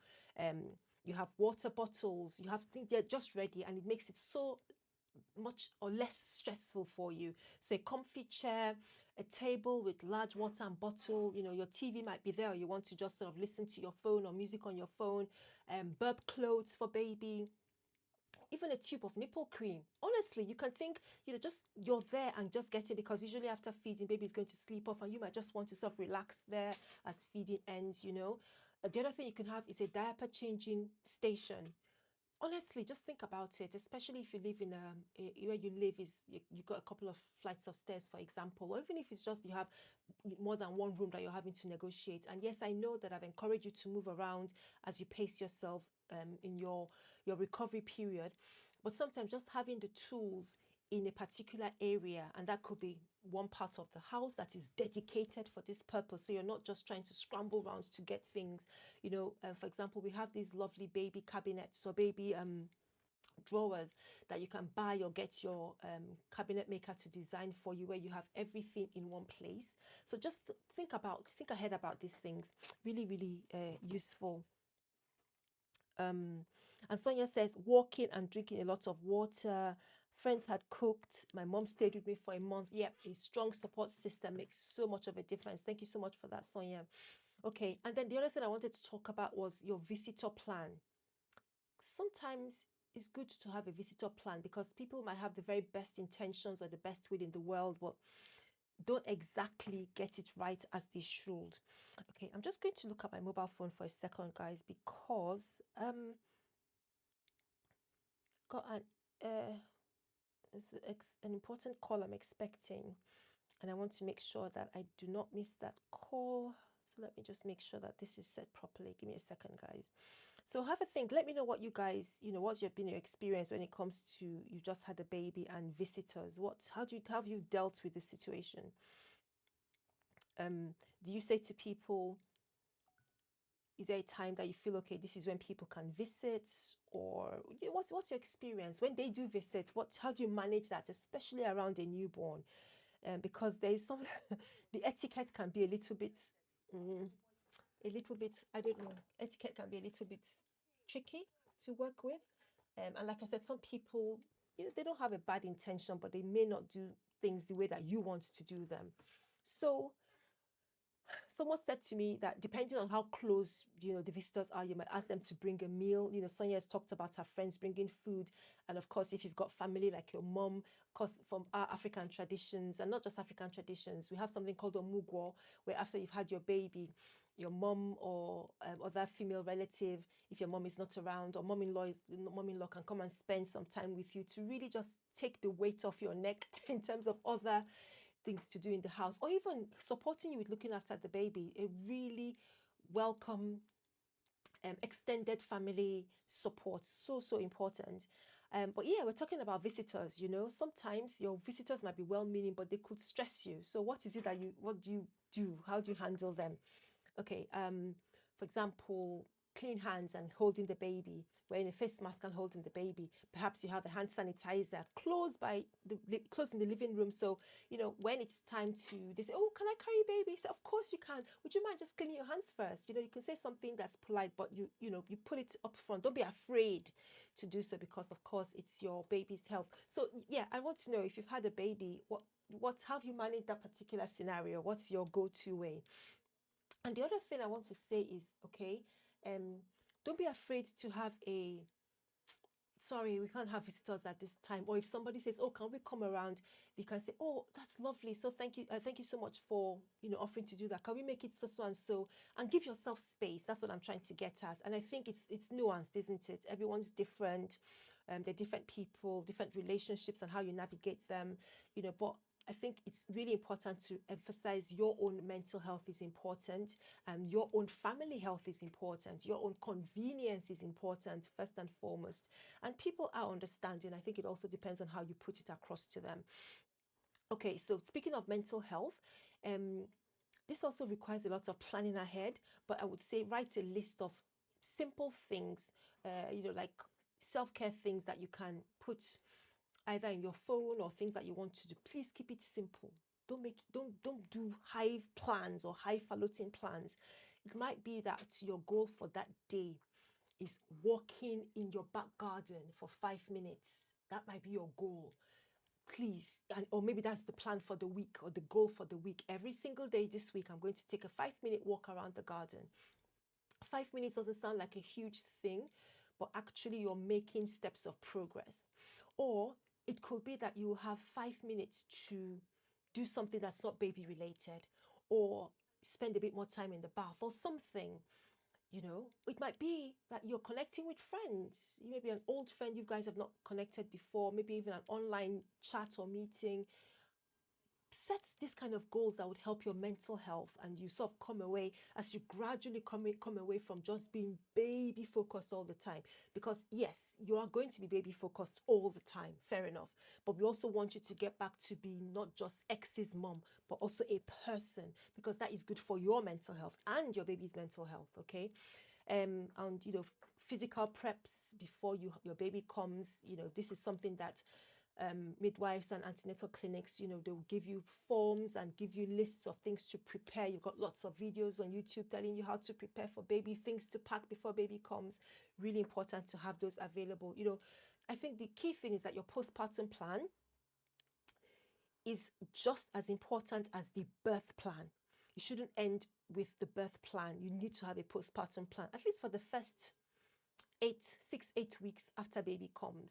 Strategies that you use to reduce any possible stress on yourself, help you enjoy the experience even better, because that's the period where your primary job is about feeding the baby and healing your body. trying to delegate everything else, this is really what we'd recommend. That's what I would say. Let me know what you guys think. What else would you add? I would love your experience to make up this, because I have viewers who are worried about this. They've not experienced this before. Everything that we're saying and we're sort of laughing about to them is scary. So how would you advise them? How would you say this is how they should handle this situation? Please, please let me know in the comment section. Okay, let's take another quick break. This is a quick one, don't worry, a quick break, and then I'll load up the very next question or issue we're going to tackle, and I will be with you in a second.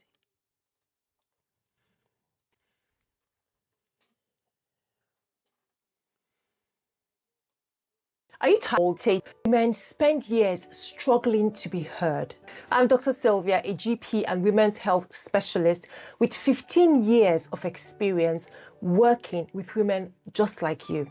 I provide private consultations to thoroughly investigate your symptoms, create a working diagnosis, and map a personalized treatment plan so you can get back to living your life. We can explore unexplained period pain and heavy bleeding problems, suspected or managed endometriosis or adenomyosis, polycystic ovary syndrome PCOS, fertility awareness and preconception advice. So what can you expect? Initially, we'll have a 30-minute consultation where you are the focus. We will review your history in detail, discuss potential next steps like scans, blood tests, or a referral, and create a clear plan for your relief. So what are you waiting for? Click the link in the description box below or in my bio, or just visit yourgpconsultation.com to book your women's health assessment now. Are you tired of being told your debilitating pain is normal? You're not alone. Many women spend years struggling to be. Okay, hi, welcome back, welcome back. Thank you so much. So that's your GP consultation. I'm still having issues with that clip continuing to play after it's been paused. But anyway, your GP consultation is my private online clinic where I see women just like you with health-related issues. Here in the United Kingdom, we're experiencing very long waits in getting appointments, even with our own GPs, or experiencing in 10-minute appointments, not being able to discuss fully everything that we need to say to our GP. So I developed your GP consultation for specifically for women's health related problems, sexual health problems. Yes, of course, I can deal with general issues, but I really wanted to give us women a chance to come and have a conversation with a doctor about your symptoms, whether it's period pain, whether it is to do with menopause or perimenopause, where we have a good amount of time to sit down and discuss these things. Look at creating a targeted plan for yourself depending on your symptoms and your experience and your lifestyle, and look at referring you when and where it's needed. It might just be a consultation where you want us to explain what's the jargon, what are your worries, what does this mean, what are my options, and so on. If this is you, your GP consultation was designed for you, with me, Dr. Sylvia, to help you get to the best health possible. So go ahead, visit yourgpconsultation.com, book a consultation, and we will be there with you, moving you across to the very next step in your quest for better quality healthcare. Okay, so guys, we are switching tracks a little bit. I think we have dealt with a lot of pregnancy related. You might say that we have dealt with them ad nauseum at this point. But yeah, we're dealing with, come on, let's see. Yeah, we're dealing with now cervical screening and how to prepare for your first pap smear or cervical smear. Should have added that actually. Yeah, so this is how to prepare for your first pap smear. And I thought it was really useful conversation to have.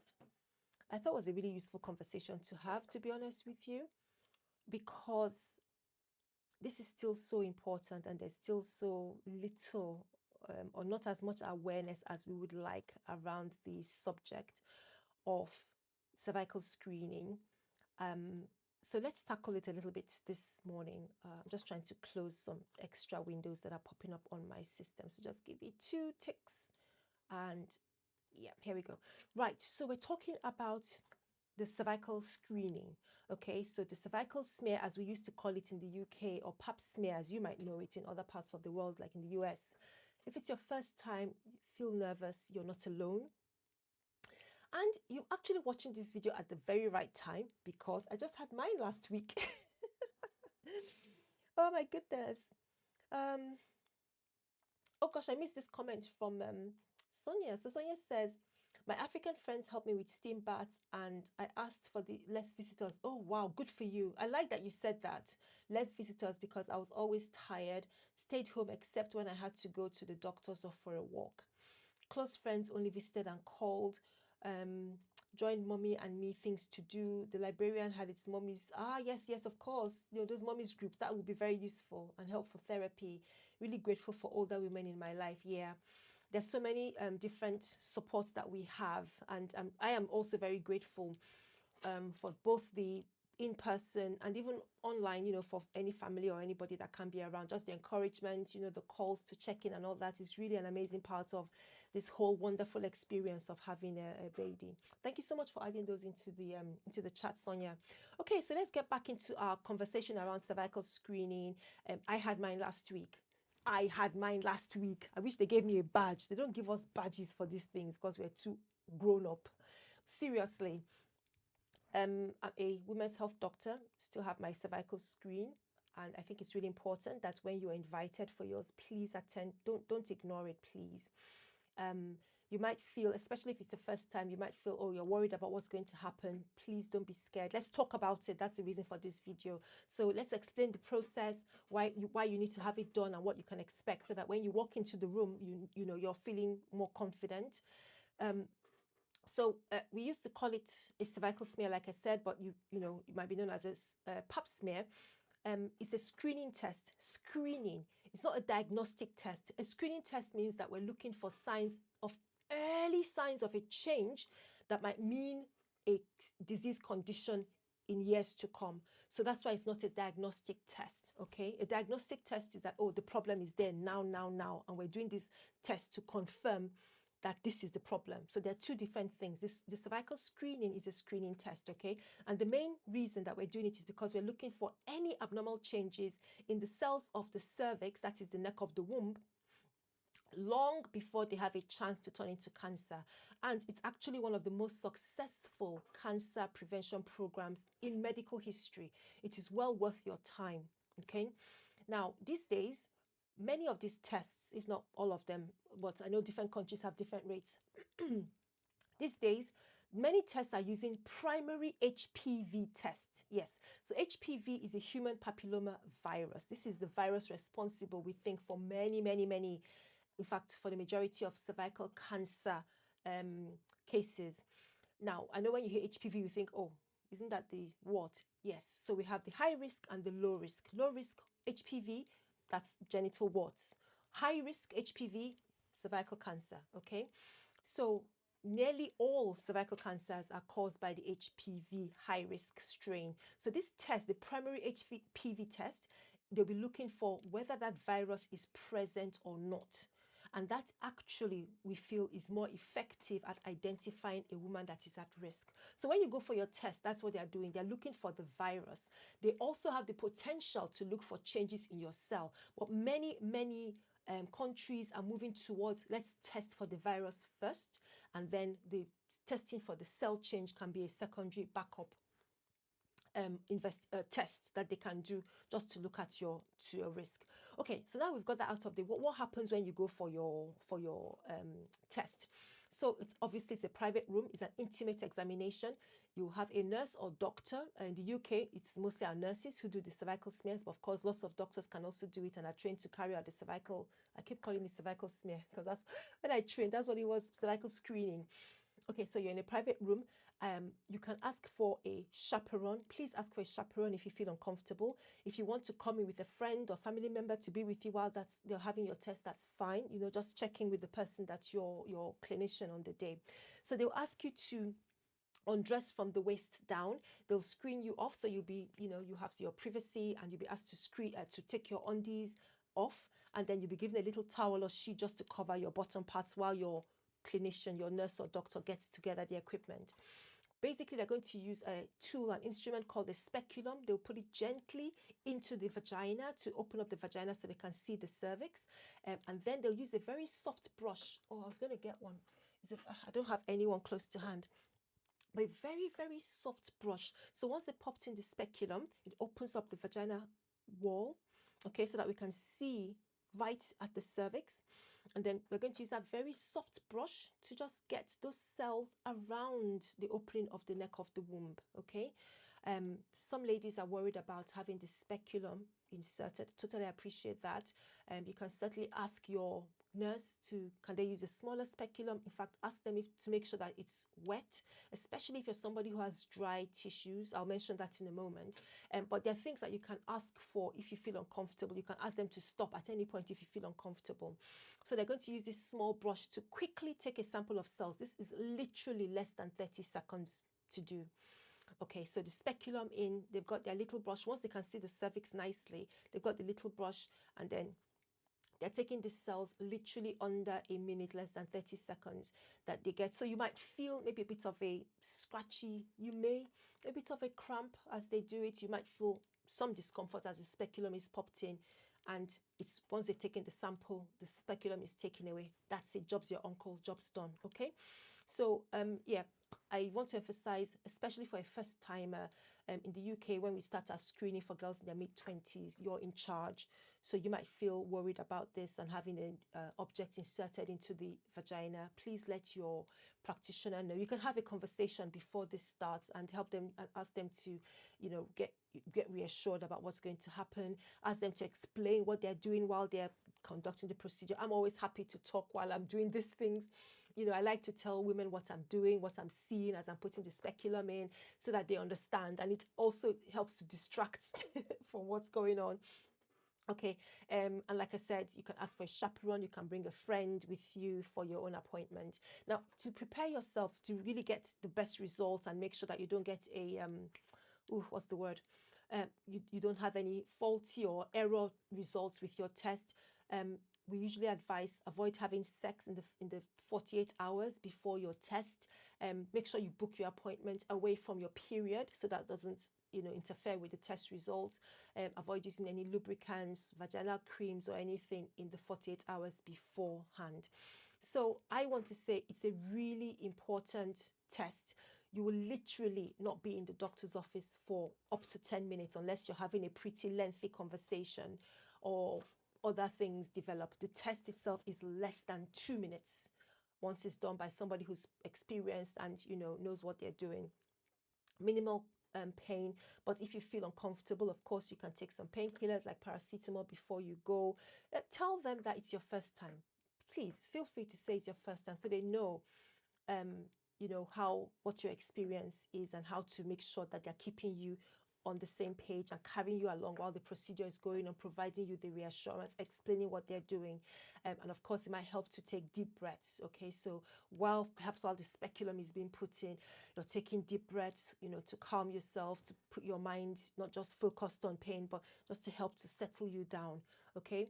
I want to emphasize that you have a right to dignity. So to be in a private room, to be nicely screened off, giving space to dress and to undress and to dress afterwards, to have all your questions answered. It's something that you should do. Really important. A test that can save lives. And I'm concerned about women or people who don't come for their tests, who ignore their tests appointments, don't book the appointments when they get the letter, thinking, oh, why bother? It is important to bother. Okay. Right. Let me know what you guys think. Any thoughts? Any questions? Thank you so much for watching. I really appreciate if you're hanging out. It's an extended one. It's a deep dive that we're doing today. And I really wanted to get in as many questions as possible.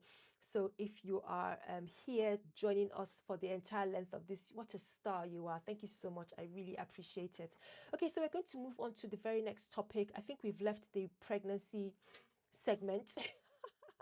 So now we're dealing with sort of vulva, cervix, vagina issues. And the next one we're going to talk about is vaginal discharge. So let me pull that up. I'm not going to take a break, but let me just pull that up. So it's up near the top of the screen. and I will share that with you in a moment. So I suppose while I'm getting that already, I can ask you, what type of vaginal discharges would you go to see the doctor about? Which vaginal discharges make you worried and you feel, oh, definitely need to see the doctor about this?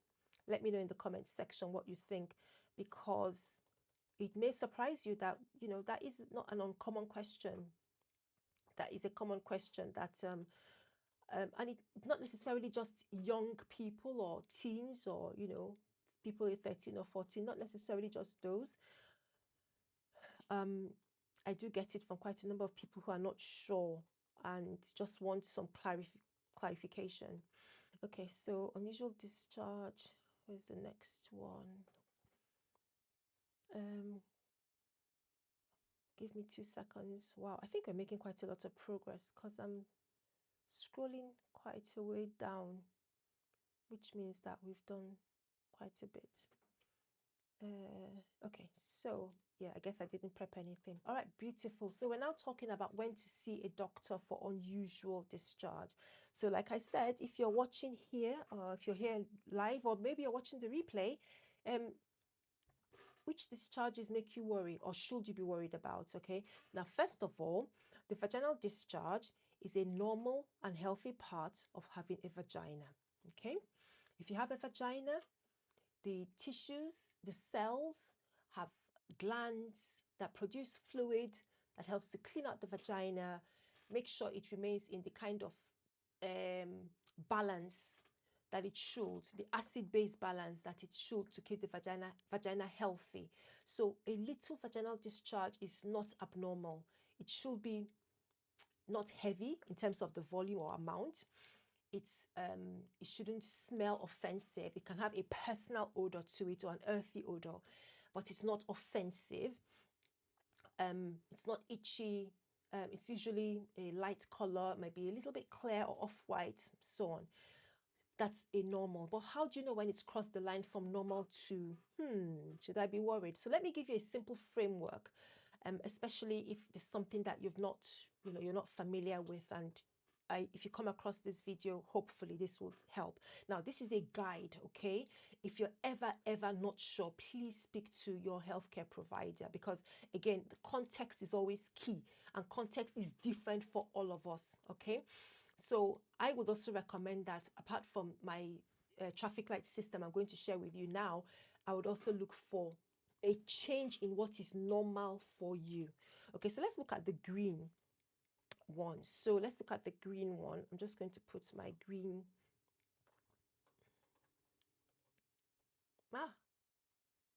Oh, don't worry, this is my fault. That's it. Okay, so hopefully that's my green. I want to make sure that while we're talking about this, so I've just described this basically.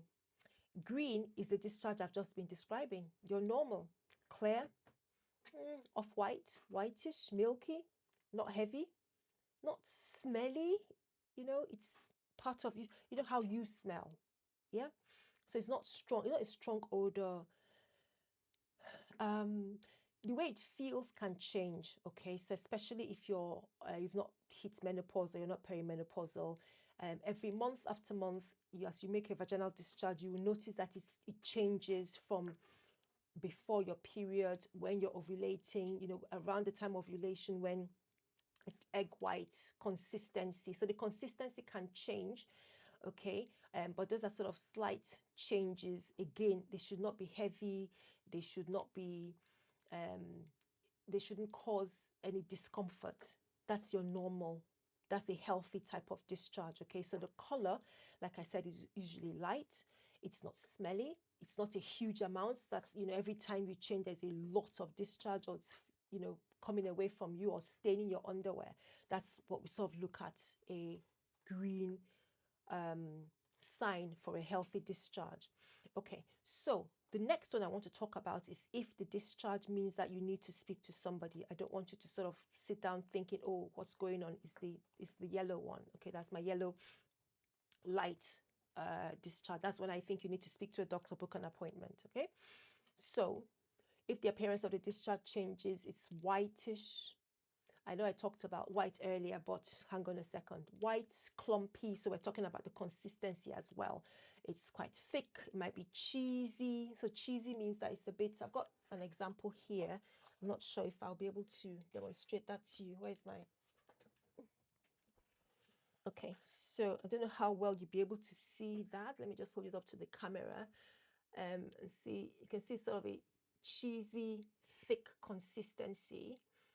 Okay, so if that's something that you're seeing, it may also be very itchy.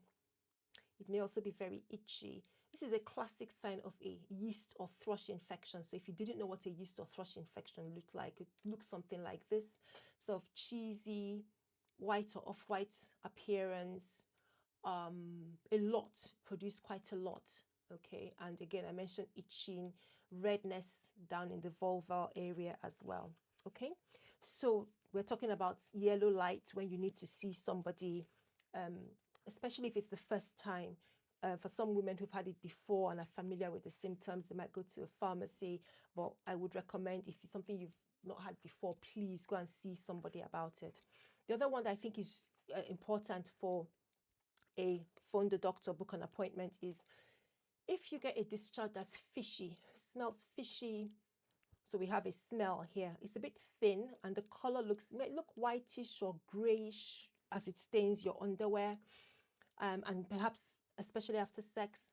This is suggestive of bacterial vaginosis. In fact, the fishy odor tends to give it away that it could be bacterial vaginosis.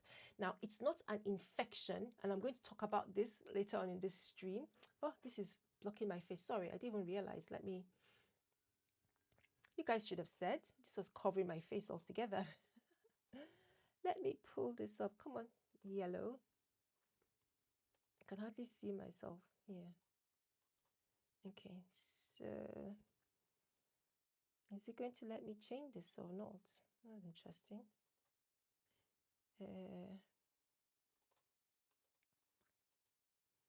Okay, I'll just have to move myself because I don't know why it's not letting me. Oh, that's better. Okay, right. So we've talked about the yellow is suggestive of two instances or types of discharge where I want you to contact your doctor. So thrush is one of them, unless it's something that you're familiar with. Bacterial vaginosis is another one.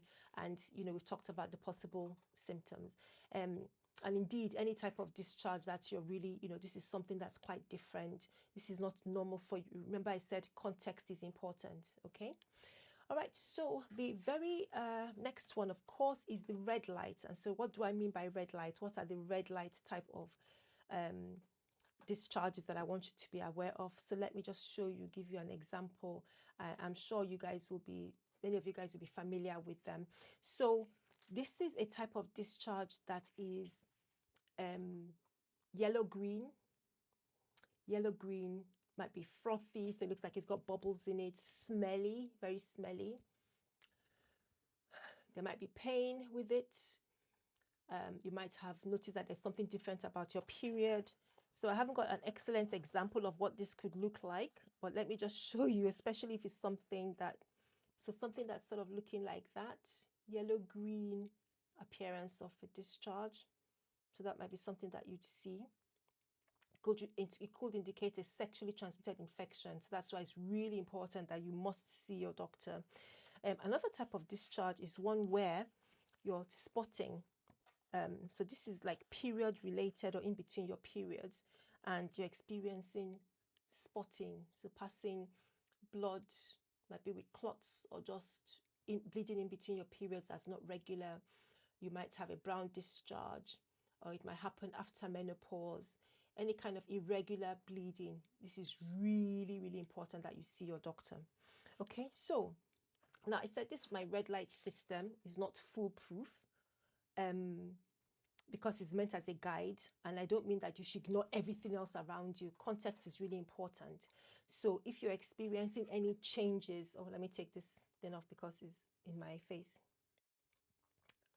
Okay, so if you're experiencing anything that's sort of different to your normal periods, normal consistency of your discharge, if there's itching as well, these are reasons to see your doctor. So the red flags, change in color, change in smell, change in how it feels, if it's sort of thick and, different, please contact your doctor. So your doctor will ask about any symptoms. They want to know about pain. They want to know about a fever. They want to know about perhaps your sexual history, not because they're trying to embarrass you, but because there could be a sexually transmitted infection. And then they might examine you. You might want to get some swabs of the discharge so that they can send it off to the lab for testing and find out the exact cause, because the treatments can be different. What you use to treat thrush is different from what you use to treat bacterial vaginosis or BV or trichomoniasis, the one that has the greeny discharge. Okay, so please, key things I want you to take away, because I'm going to round up this stream in a few seconds. Avoid douching. It just disrupts the natural balance of bacteria, and that can make things worse. Okay, track your cycle. Put your period dates in a diary, in your phone diary. Keep track of your cycle. Use the apps that help you keep track of the days that you bleed. Please don't be embarrassed. This is something that we doctors see very often, every day. And it's not about being hygienic or not. It's not about who you're, sleeping with or not. The most important thing is about getting the right diagnosis and the right treatment so that you can get on to being better. And of course, being, more careful or more aware in future, so it doesn't happen again. Right, guys, thank you so much. We have spent quite some time looking at these. There's still a lot to go through. I'm probably going to do a second stream after this. I've got this important call I want to catch up with coming up, I think, in a few minutes. Let me know how you found this stream, if you like these extended versions that I'm doing and covering different topics at once. Thank you so much to Sonia, who's really been a star for me in this stream. I really appreciate your feedback, your insights, and your experiences. Thank you so much for sharing. She's of course my number one my number one engaged member for this viewer for this stream.